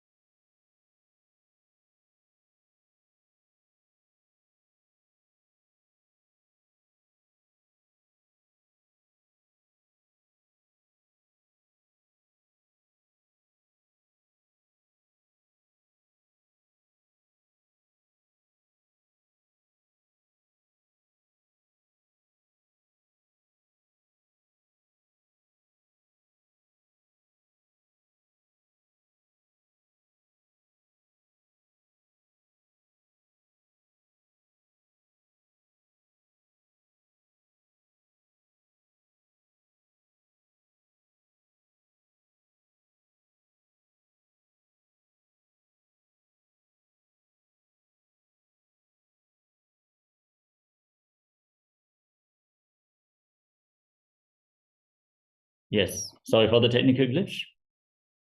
Let us now move on to the next asana of the sequence, which is Shibo Asana. From the handstand position, gaze towards your third eye and visualize that Tejas, shining light, is flowing towards your third eye, rejuvenating your body, bringing divine radiance to your being.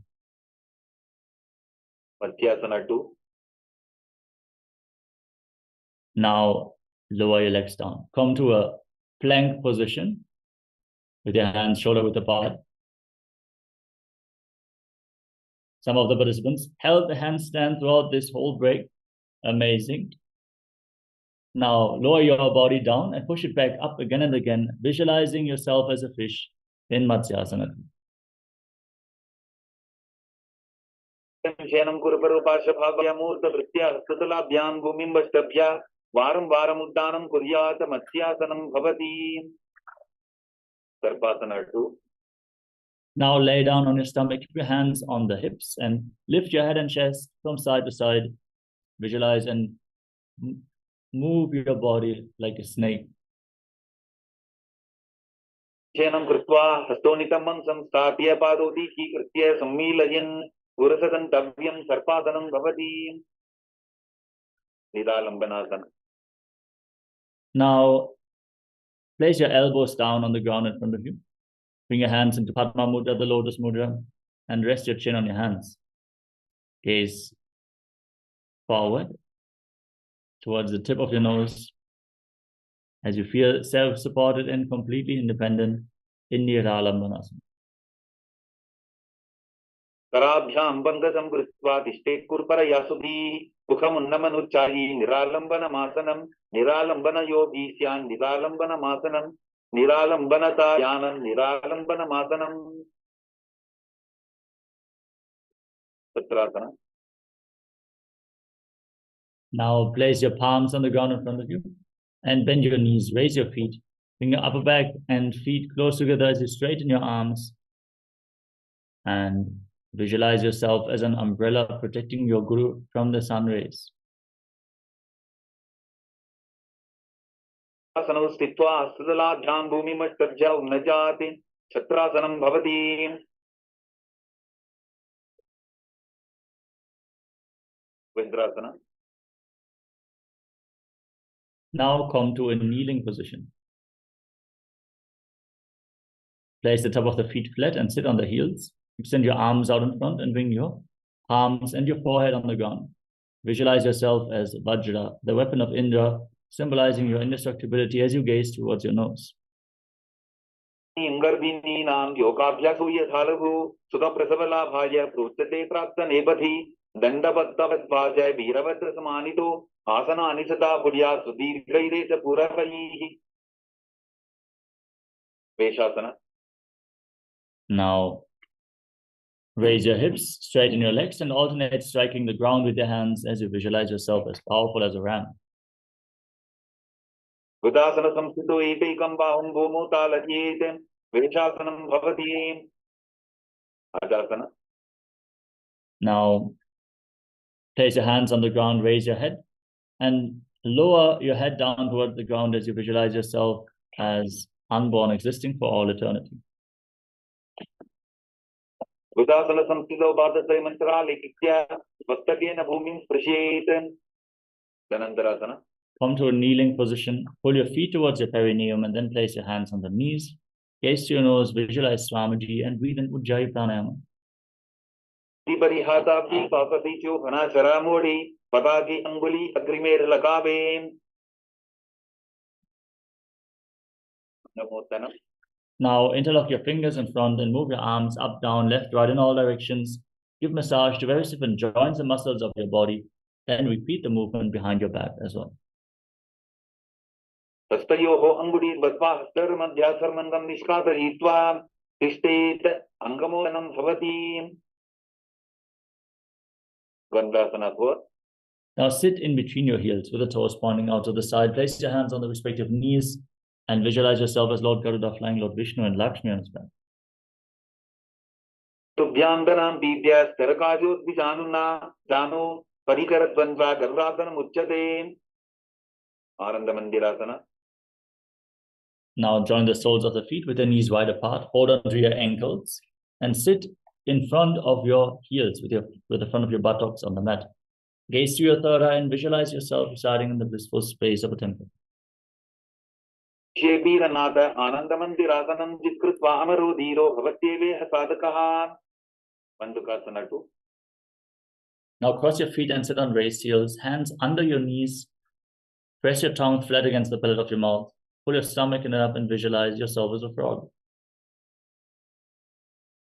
संवीतवल्भाभ्यां दानवन्द्ये सबलयाकृतिः हस्तौ पादतले चित्तो मन्दूकं पाददोषहृत्. नरसिंहासना.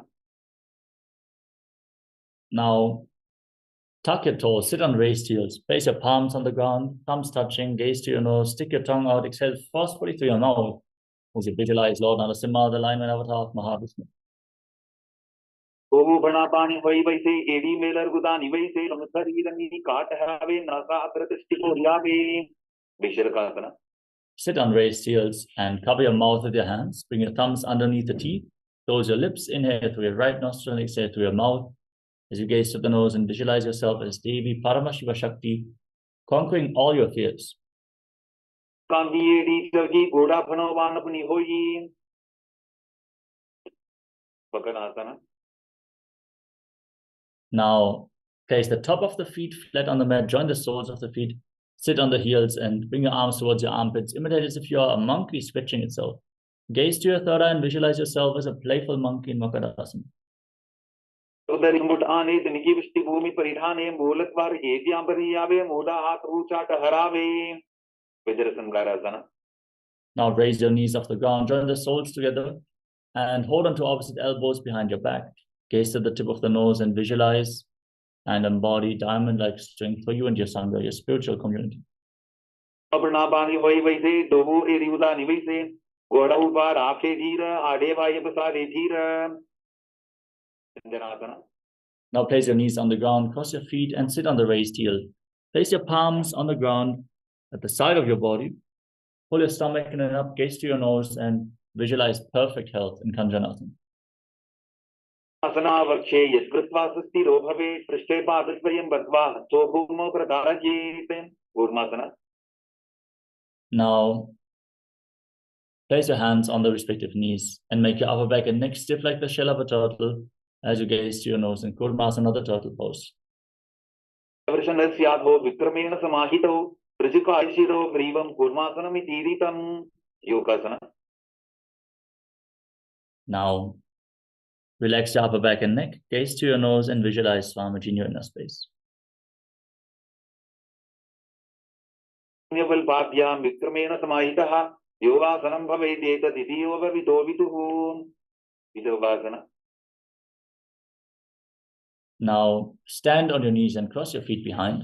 Bring your toes near opposite knees. Hold on to your calves. Gaze to your third eye and visualize a space of eternal oneness, Advaita, with your Guru Swamiji. रावामो हो जी गोड़ा आरा रा चेतो जी दसी पाद की पानी रहावे तनो वाम गोड़ा रिजिल्यावे. पुष्करासना 2. Now place the top of the feet flat on the mat. Hold on to your heels as you lean back, push your hips forward and visualize yourself as a camel. सुदंडग्रंथिदाढ्य संधिमादय शिवकुमार कपोतोस्त्रासनाभ्यास गुज्यांतहितासनः. तृतीयासना. Now lean back further, place your elbows in the back of your head on the ground, gaze to your nose and visualize yourself as a lotus blooming. ईडी संबड़ करे 16 मूलत्वारी दरी धरे फना पानियों पर होए वैसे बहुरी पिष्टि दिशि करे तो ऐसे. विराटासना. Now lay flat on your back and rise back up again and again. Use the support of your hands if needed. Gaze through the nose and visualize the healing and liberation of all causal, subtle forms of your body. पृष्ठभूमानि दाढ्य संकोतरजोः Poorni संस्थाप्य पृष्ठिवं संवारं वारं स्पृशेत्. कपोतासना. Now lean back all the way. Bring your arms over top of the shoulders. Forearms on the ground. Hold onto your feet as you bring your head in between the heels. Visualize yourself as a beautiful dog in Kapotasana. दग्वन्दिराढ्य संपिपादय Shivkumar कपोतोस्त्रासनाभ्यास गुज्यांतहितासनः. वरासना. Now rise back up. Stand on your knees. Hold on to opposite elbows in front of your chest. gaze to the nose, and internally chant the Mahavakya, Om Nithyananda Paramashivoham. This is the boon fulfilling posture. Receive your boon from Paramashiva in Varasana. भूमौ संस्थाप्य हस्ताभ्यां बाहुपरस्परं धृत्वा सततं तिष्ठेत् वारासनं भवति. Varahasana 2. Now sit on raised heels, keep your toes tucked, and place your forearms on the ground. Rest your head on your hands, and visualize yourself as Varaha, the bow avatar of Lord Vishnu. चन्द्रं वेदनानि आसनानि निकच्यन्ते पूर्वपरो भूमौ स्थापयित्वा जानुभ्यामग्निमविष्टभ्य हस्तोमस्तके संस्थाप्य पार्श्वं नितम्बे संस्थाप्य तिष्ठेत् वराहासनं भवति. Dasana. Now with your forearms on the ground, elbows shoulder width apart, hands interlocked, place your head on the ground, lift your hips up, straighten your legs, and then kick your legs up into a headstand. Gaze to the nose, breathe calmly in Sahadra Kumbhaka, and visualize yourself as a lob tree in Mundasana. दासनं वक्षे सर्वेषां प्राणिनां सुखं बोधम् आर्घ्यपते दत्त्वा धारयन् मारुतं सिद्धिः. Andhasana. Now lower your legs down, come to a kneeling position, sit on your heels, top of the feet flat on the mat, and separate your knees as you lean forward and down. Bring your head in between the knees, hold onto your head and keep your elbows outside the legs. Inhale through your nose and exhale through your mouth, visualizing Swamiji in Andhasana.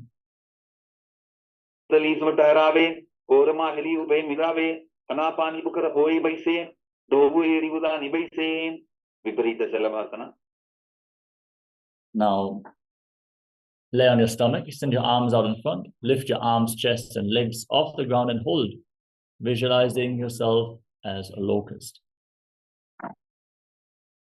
Asana Vedacha Natabherunda Namake, Vendabherunda Saite, Shivsakandasanam Tata, Akashakabotasana.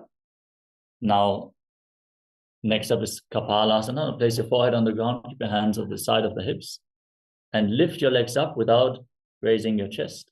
Visualize yourself as a skull in Kapalasana, the skull posture.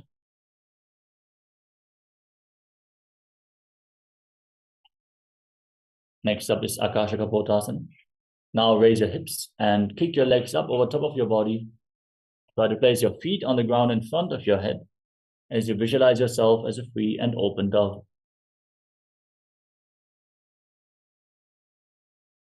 Asane sthitva charno bhumirutthapya mastukopari nitva prishthapradesan bhumu sthapayet akashakapotam bhavati. Chetavasana.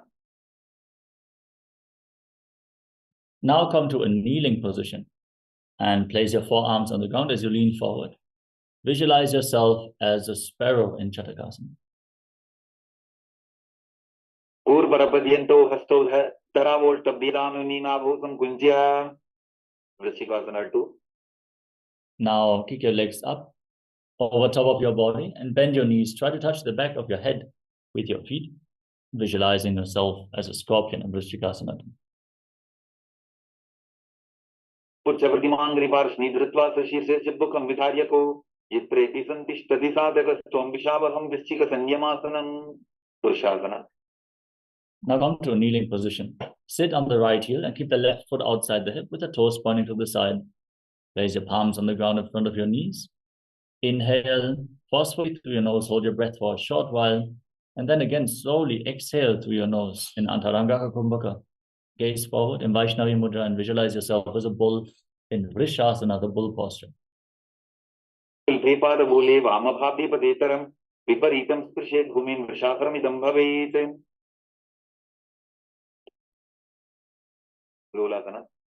Now cross your toes of the left foot over the right. Place your hands on the ground and lift your body off the mat. Balance on your arms as you visualize Swamiji in Lolasana. Sanam tata puryat vayulola pathatanat chiravayu prasadena chiracheta bhavetritam. Vrishasana. Now sit on the left heel and keep the right foot outside the hip. Place your hands yourself as a bull in the Vrishasana. Pulpepada bole vamabhagi vadetaram vipritam sprishet bhumin vrishasarmidam bhavet. Balovnasana. Now place the right foot flat on the mat and tuck the toes of the left, sit on the left heel, keep your hands on top of the knees, and visualize Balagunahaya, one of the 84 siddhas in your inner space. Where did you keep the ND files on the hard disk? Did you copy them? I gave you a hard disk yesterday to copy files onto that. Outside. 3, 2, 1.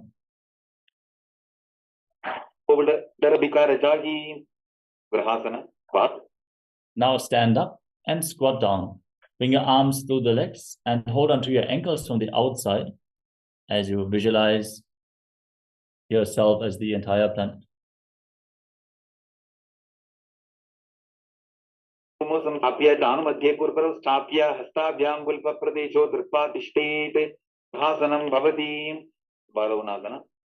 Now tuck the toes of the right foot and sit on the right heel. Keep the left foot flat, knee against your chest, hands on the respective knees. And gaze forward, visualize Balaguna height.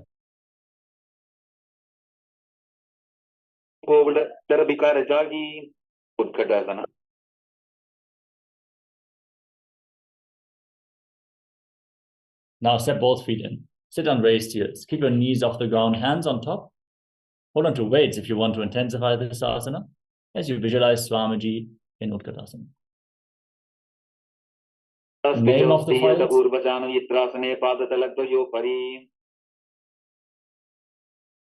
Name of the files.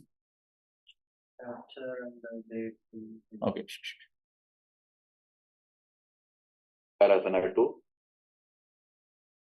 Now join the soles of your feet and separate your knees. Hold on to opposite elbows behind your back.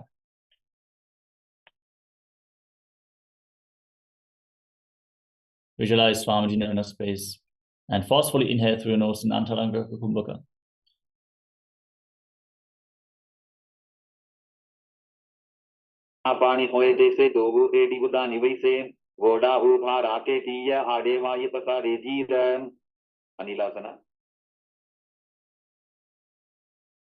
Now place your palms on the ground and step your heels onto the back of your hands. Gaze to the nose. Visualize you're able to live off of air alone.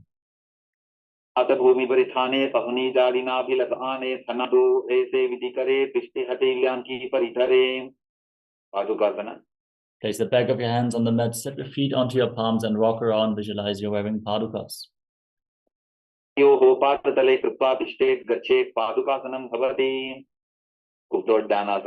With your hands on the mat, kick your legs up and let them fall back down, visualizing yourself as a rooster.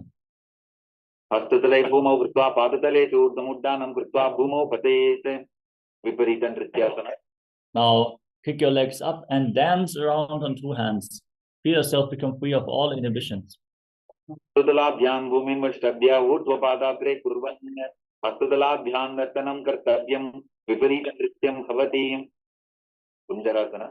Now stand with your legs separate and lean forward and down. Place one palm on the ground and place the other hand on the ear as you visualize Swamiji in Kunjarasana.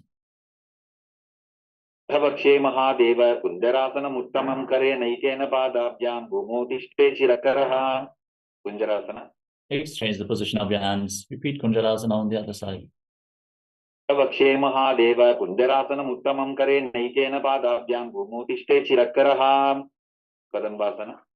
Now squat down with your heels together. Close to your perineum. Hold onto your ankles. Lift your toes and your buttocks off the mat and balance on your heels. Visualize yourself as a Kadamba tree.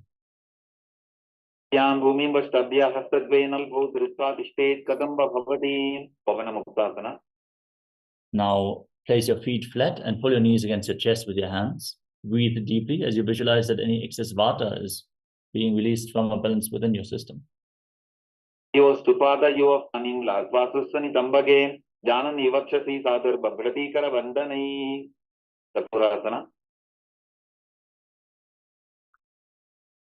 Now lift one leg up behind your neck and extend the other leg forward. With your hands on the ground, lift your entire body off the mat. Gaze to your third eye and visualize yourself as a powerful source of energy.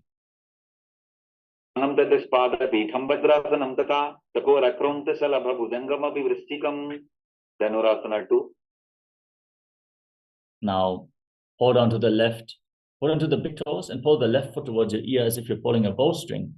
Visualize yourself as a bow.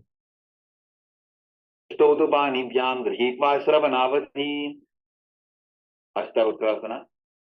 Now, lift the left leg over the shoulder, hook the right foot on top of the left, extend the legs out to the side and lean forward. Balance on your arms, visualizing yourself as a flying crane. Samadakaudinyam udukukuta vevacha ashtavakramasottanam mayuram setu bandhanam. Pranasana. Now place the left foot on the mat and place the right foot on top of the left thigh. Bring your left shoulder underneath the raised knee and push the right knee to the ground, gaze up and visualize you are immortal, able to exist solely on prana, in pranasana. Edam vakshyami karoti yasa chamara ekapadamuro badva kandhenyapadakshanam. Pashumatyendrasana. Now bring the right foot outside the left hip and step the left foot over the right knee. Twist your right elbow around the raised knee. Bring the hand below to interlock your hands behind your back. Twist your spine intensely. Gaze up. Keep your back straight. And visualize Sage Matsenanatha, the master of Hatha Yoga. Swabhyam dritye yastu pashumatsendram uttamam. Takorasana. Now untwist your spine. Once more, lift the other leg up behind your neck. Place your palms on the ground. Lift your entire body off the mat as you gaze to your third eye and visualize yourself as a powerful source of energy. Stanam tatispada pitham vadrasanam tata takorakrunta shalabha bhujangam abhivrishtikam. Dhanurasana 2. Now hold on to the big toes. Pull the right foot towards your ear and visualize yourself as a bow. Take aim in Dhanurasana 2. Pushtotu panibhyam grihitva shravanavadhi. Ashtavakrasana. Now lift the right leg over your shoulder and place the left foot on top of the right foot. Extend your legs out to the side as you lean forward and balance on your arms. Visualize yourself as a flying crane. Samadakaudinyam udukukuta vevacha ashtavakramasottanam mayuram setu bandhanam. Pranasana. Now place the right foot flat on the mat and place the left foot on top of the right thigh. Gaze up towards your third eye as you bring the right shoulder underneath the raised knee. Visualize you are mortal, able to exist solely on prana. Vedam vakshyami karoti yasa chamaraha ekapadamuro badva kandhenyapadakshanam. Pashumatyendrasana. Now bring the left foot outside the right hip, step the right foot over the left knee, bring your left elbow outside the raised knee with the hand below. Interlock your hands behind your back and gaze up towards your third eye as you visualize Sage Matsenanatha, the master of Hatha Yoga. Abhyam dritye yastu pashumatsendram uttamam. Ardhapachimatanasana. Now bring the left heel against your perineum and extend the right leg forward. Lean forward and down. Hold on to the front foot with both hands. Visualize Swamiji and breathe in Jiva Chala Kumbhaka. Padam prasadya ekambada sivashna sivini sambidya sattvaina prasarita padangushtam dritva danubhimastakam nyasete adapachchimatanam bhavati. Samtasana. Now keep the left foot outside the hip and hold on to the right foot, lifting it up in front of your face. Keep your knees straight and visualize yourself as a crane. Krauncha and Kraunchasana. Tanapadam grauncham ta maricham veerabhadrakam natarajandrikonam cha saptangushta prasarane. Ardhapachimatanasana.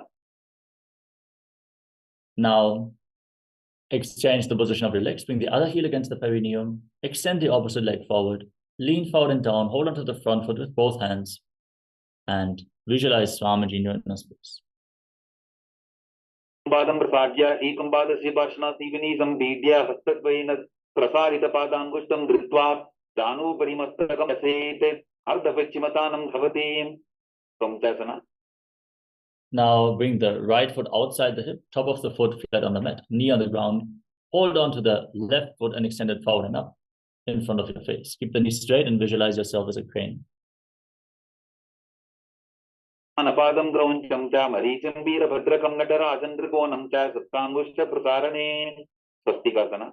Now come to a cross-legged position with your feet in between the thighs and calves. You can use your hands to pull your toes in between the legs. Gaze to the nose and place your hands on top of the knees. Embody peace, well-being, good fortune, and prosperity. Visualize a swastika in your inner space in swastikasana.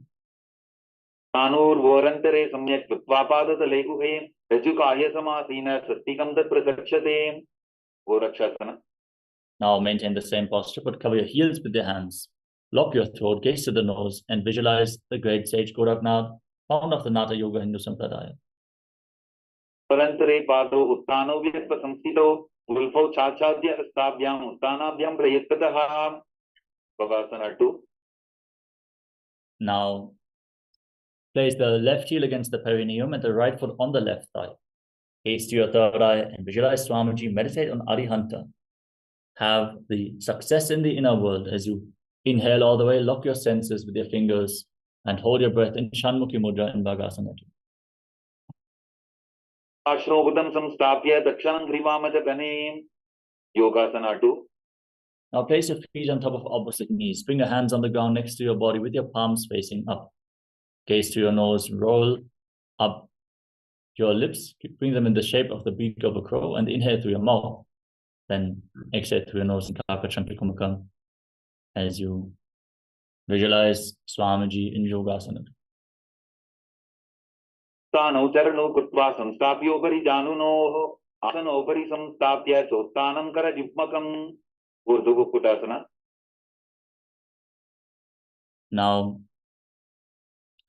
with your hands flat on the mat next to your body, lift your entire body off the ground and balance, visualizing yourself as a rooster.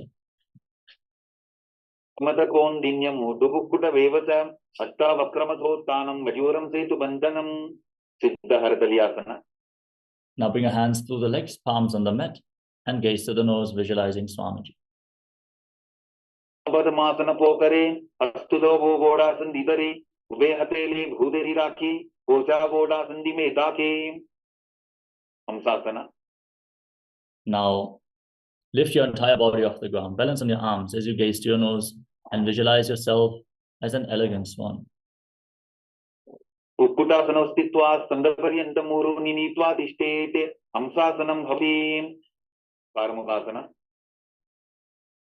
Now push your hands through the legs, lean forward, raise your hips, place your forehead on the ground, and interlock your fingers behind your back. Visualize yourself as Pinaka, Lord Shiva's bow. Abhadmasana Pokare Gora Sandima Hika Idare Tarapatu Sri Kardobu Ane Konya Upar Sandile Dhane. Urmana 2.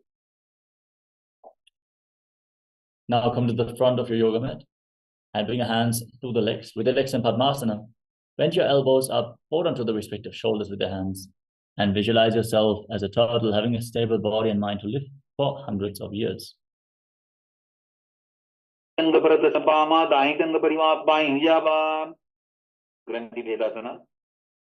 lock your chin to the chest, gaze to the nose, and rejoice knowing you're sitting in Shiva's secret knot posture.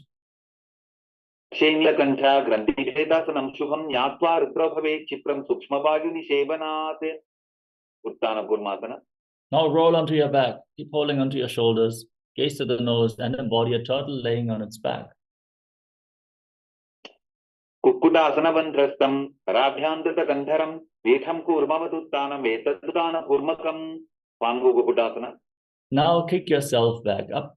Sit in Padmasana, place one hand on the mat and lift your body up on one arm, holding the wrist of that hand as you visualize yourself as a rooster in Pangu Kukkudasana.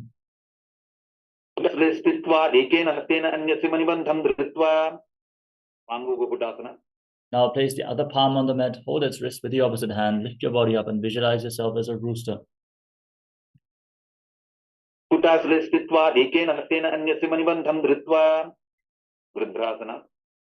Now sit in Padmasana, place your elbows down on the toes, interlock your fingers on Padusha Mudra, rest your chin on the hands, press your thumbs against your throat, and visualize you have gone beyond all greed and covetous. Now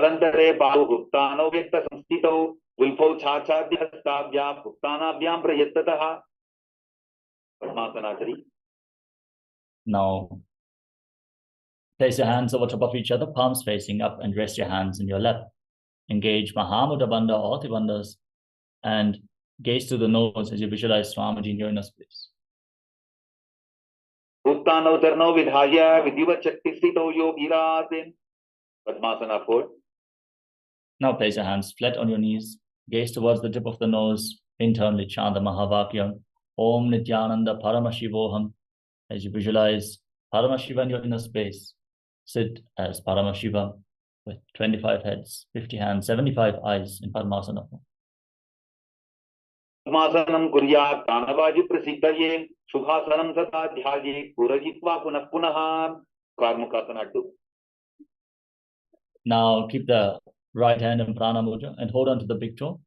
Push the other knee to the ground and rotate. Pull your elbow back as if you're pulling a bowstring, moving the big toe round and round. Then repeat the movement on the other side and visualize yourself as Pinaka Lodgepose bow. आसनमावक्ष्य योगपूरक रक्षणात् कृत्वा पद्मासनं पाद अंगुष्ठतङ्गयोस्थितं कार्मुकासना 3. Now cross your arms behind your back with your feet close to your body. Hold on to opposite big toes in prana mudra. Gaze to the nose and engage Mahamudra Bandha. Visualize yourself as Pinaka Lodgepose bow in Karmukasana. कार्मुकासनमाक्षित्य उदरे पूरयेत् सुखं तदभाग्युर्वसो याति अडेन सुप्पवायुना. Siddhasana. Now lift your head gaze up and visualize yourself as the power of Paramashiva Stela. न्यामुपरि स्थाप्य पादयुग्मं प्रयत्ततः दक्षिणं सव्यदेशे च सव्यं दक्षिणदेशके. Magrasana. Now roll onto your back. Keep holding onto the toes, gaze to your nose. Breathe calmly in Sahajra Kumbhaka as you visualize yourself as a snake.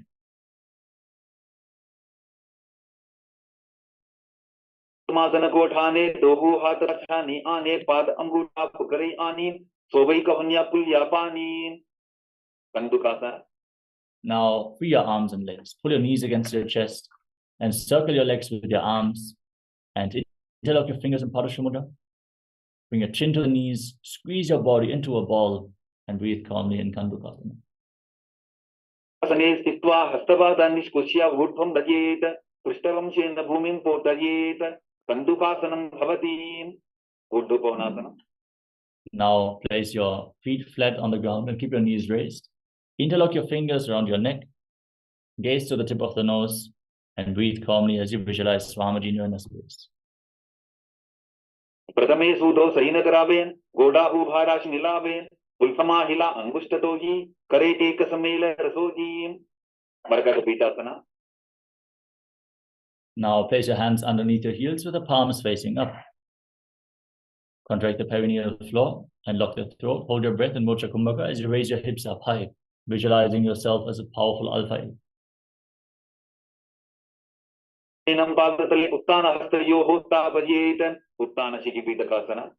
Now support your lower back with your hands. Rest your elbows on the ground and extend your legs straight. Gaze to the nose and visualize Swamiji in your inner space. बलहीनश्चेत् उत्तानशिखिपीठकम् अप्रमत्तः प्रकुर्वीत भुक्तेः प्राग्विदितेन्द्रियः. नरकासना. Now raise your legs up, point your toes to the sky, keep your hands on the mat for support, and visualize yourself blissfully traversing through Naraka, Loka, and space. कंठेन भूमिं विशुन्धा पादाप्रद्वयमूर्धमुत्त्रयेत् नरकासनं भवति. नरकासना. Now bring your hands towards your lower back. Support your balance as you extend your legs, straighten your entire body, and angle your legs down to engage your core intensely. Resist the angle. Resist your body toppling over, keeping your core engaged as you visualize yourself as a boat crossing the ocean of samsara and Tirinokasana.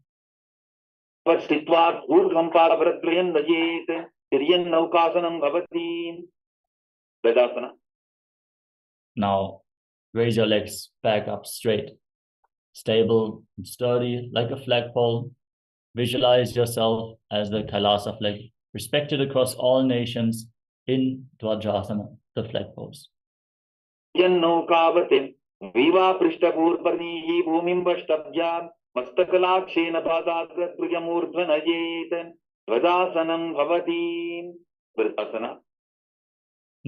lay down on your back. Keep your hands at the side of your body with your palms facing up. Relax from any movements of the body and mind. Forcefully pull the Kundalini Shakti upwards along the spine from the root of the spine all the way to the crown of your head. Pull the Kundalini Shakti up as you visualize that your body is dead and Swamiji is liberating you. Internally chant the Mahavakya, Om Nithyananda Paramashivoham in Vriddhasana. Tavanam shababat bhumau shayanam tu shabasanam shavasanam shramaharam chitta vishranti karanam.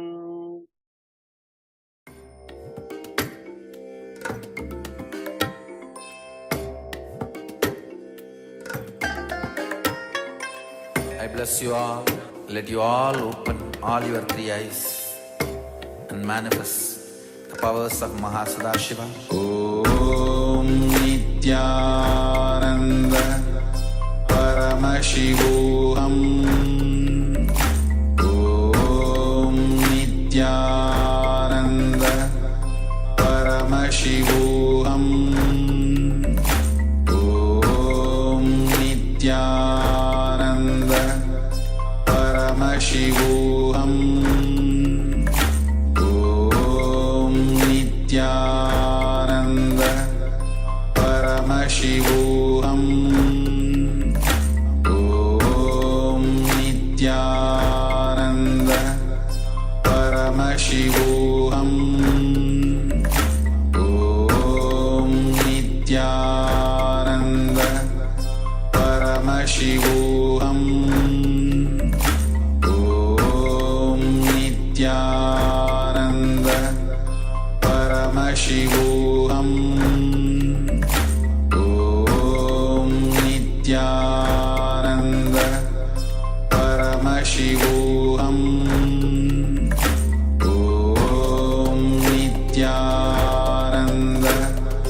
Paramashivoham.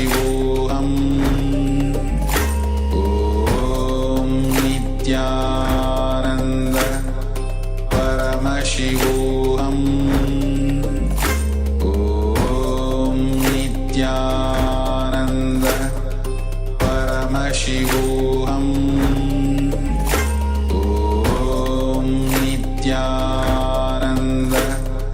Paramashivoham. Om Nithyananda Paramashivoham. Om Nithyananda Paramashivoham. Om Nithyananda Paramashivoham. Now, slowly return to your physical body. Start to wiggle your fingers and toes, rotate your wrists and your ankles, move your arms and your legs, and pull your knees up towards your chest. And circle your legs with your arms and roll from side to side. Slowly return to a comfortable seated position.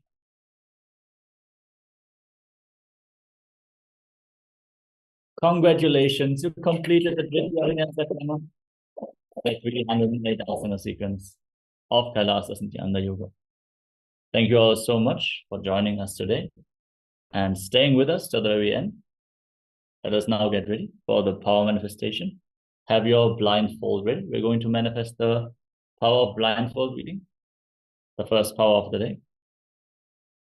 And stay tuned. Our acharyas are going to take over in just a few moments. For now, let us conclude today's Nithyananda Yoga session with the Purna mantra. Sit straight with the head, neck, and spine in a straight line. Join your hands in Namaskara Mudra. Visualize Swamiji in your inner space and chant along. Om Purnamadav Purnamidam Purnat Purnamudachyate Purnasya Purnamadaya Purnameva Vashishyate. Om Shanti Shanti Shanti. Hari Om Tat Sarvam Bhagavat Shri Nithyananda Paramashiva Parukarpanamastu. Om Nithyanandam. Thank you all. Nithyanandam.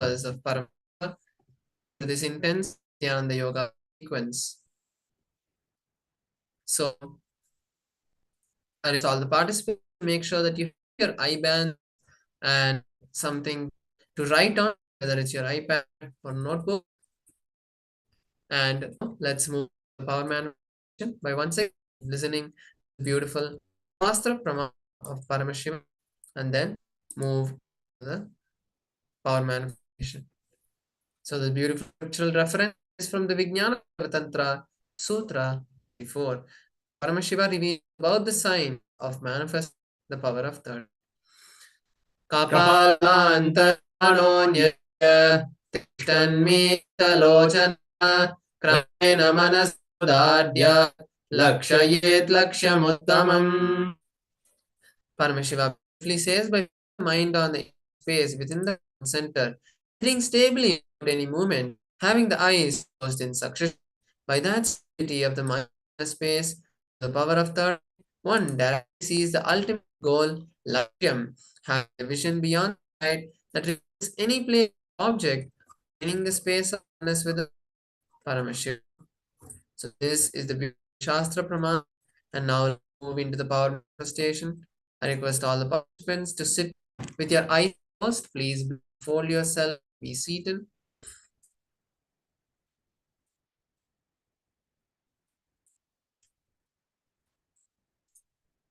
Take a moment to bring awareness of Swamiji in your inner space.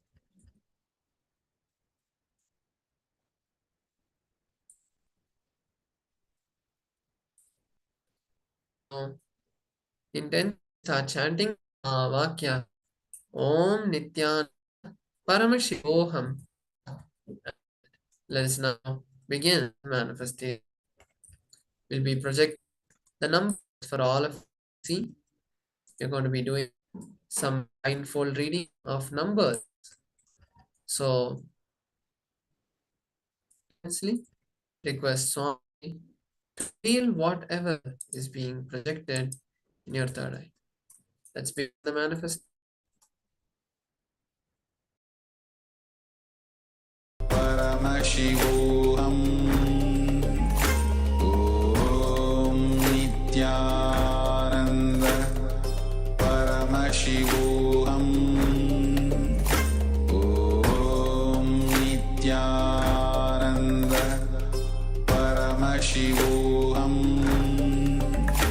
Om Nithyananda Paramashivoham Nithyananda Paramashivoham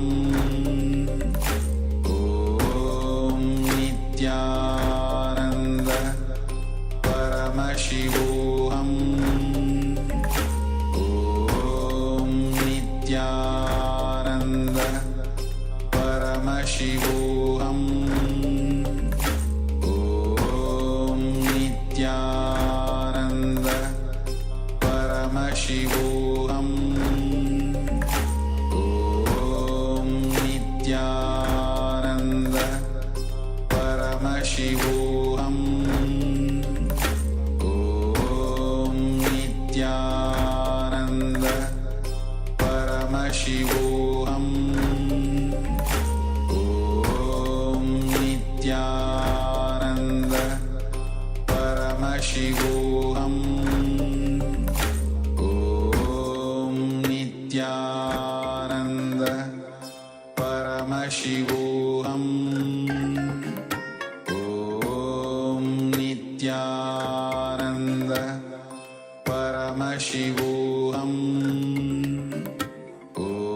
Om Nithyananda Paramashivoham Om Nithyananda Paramashivoham Om Nithyananda Paramashivoham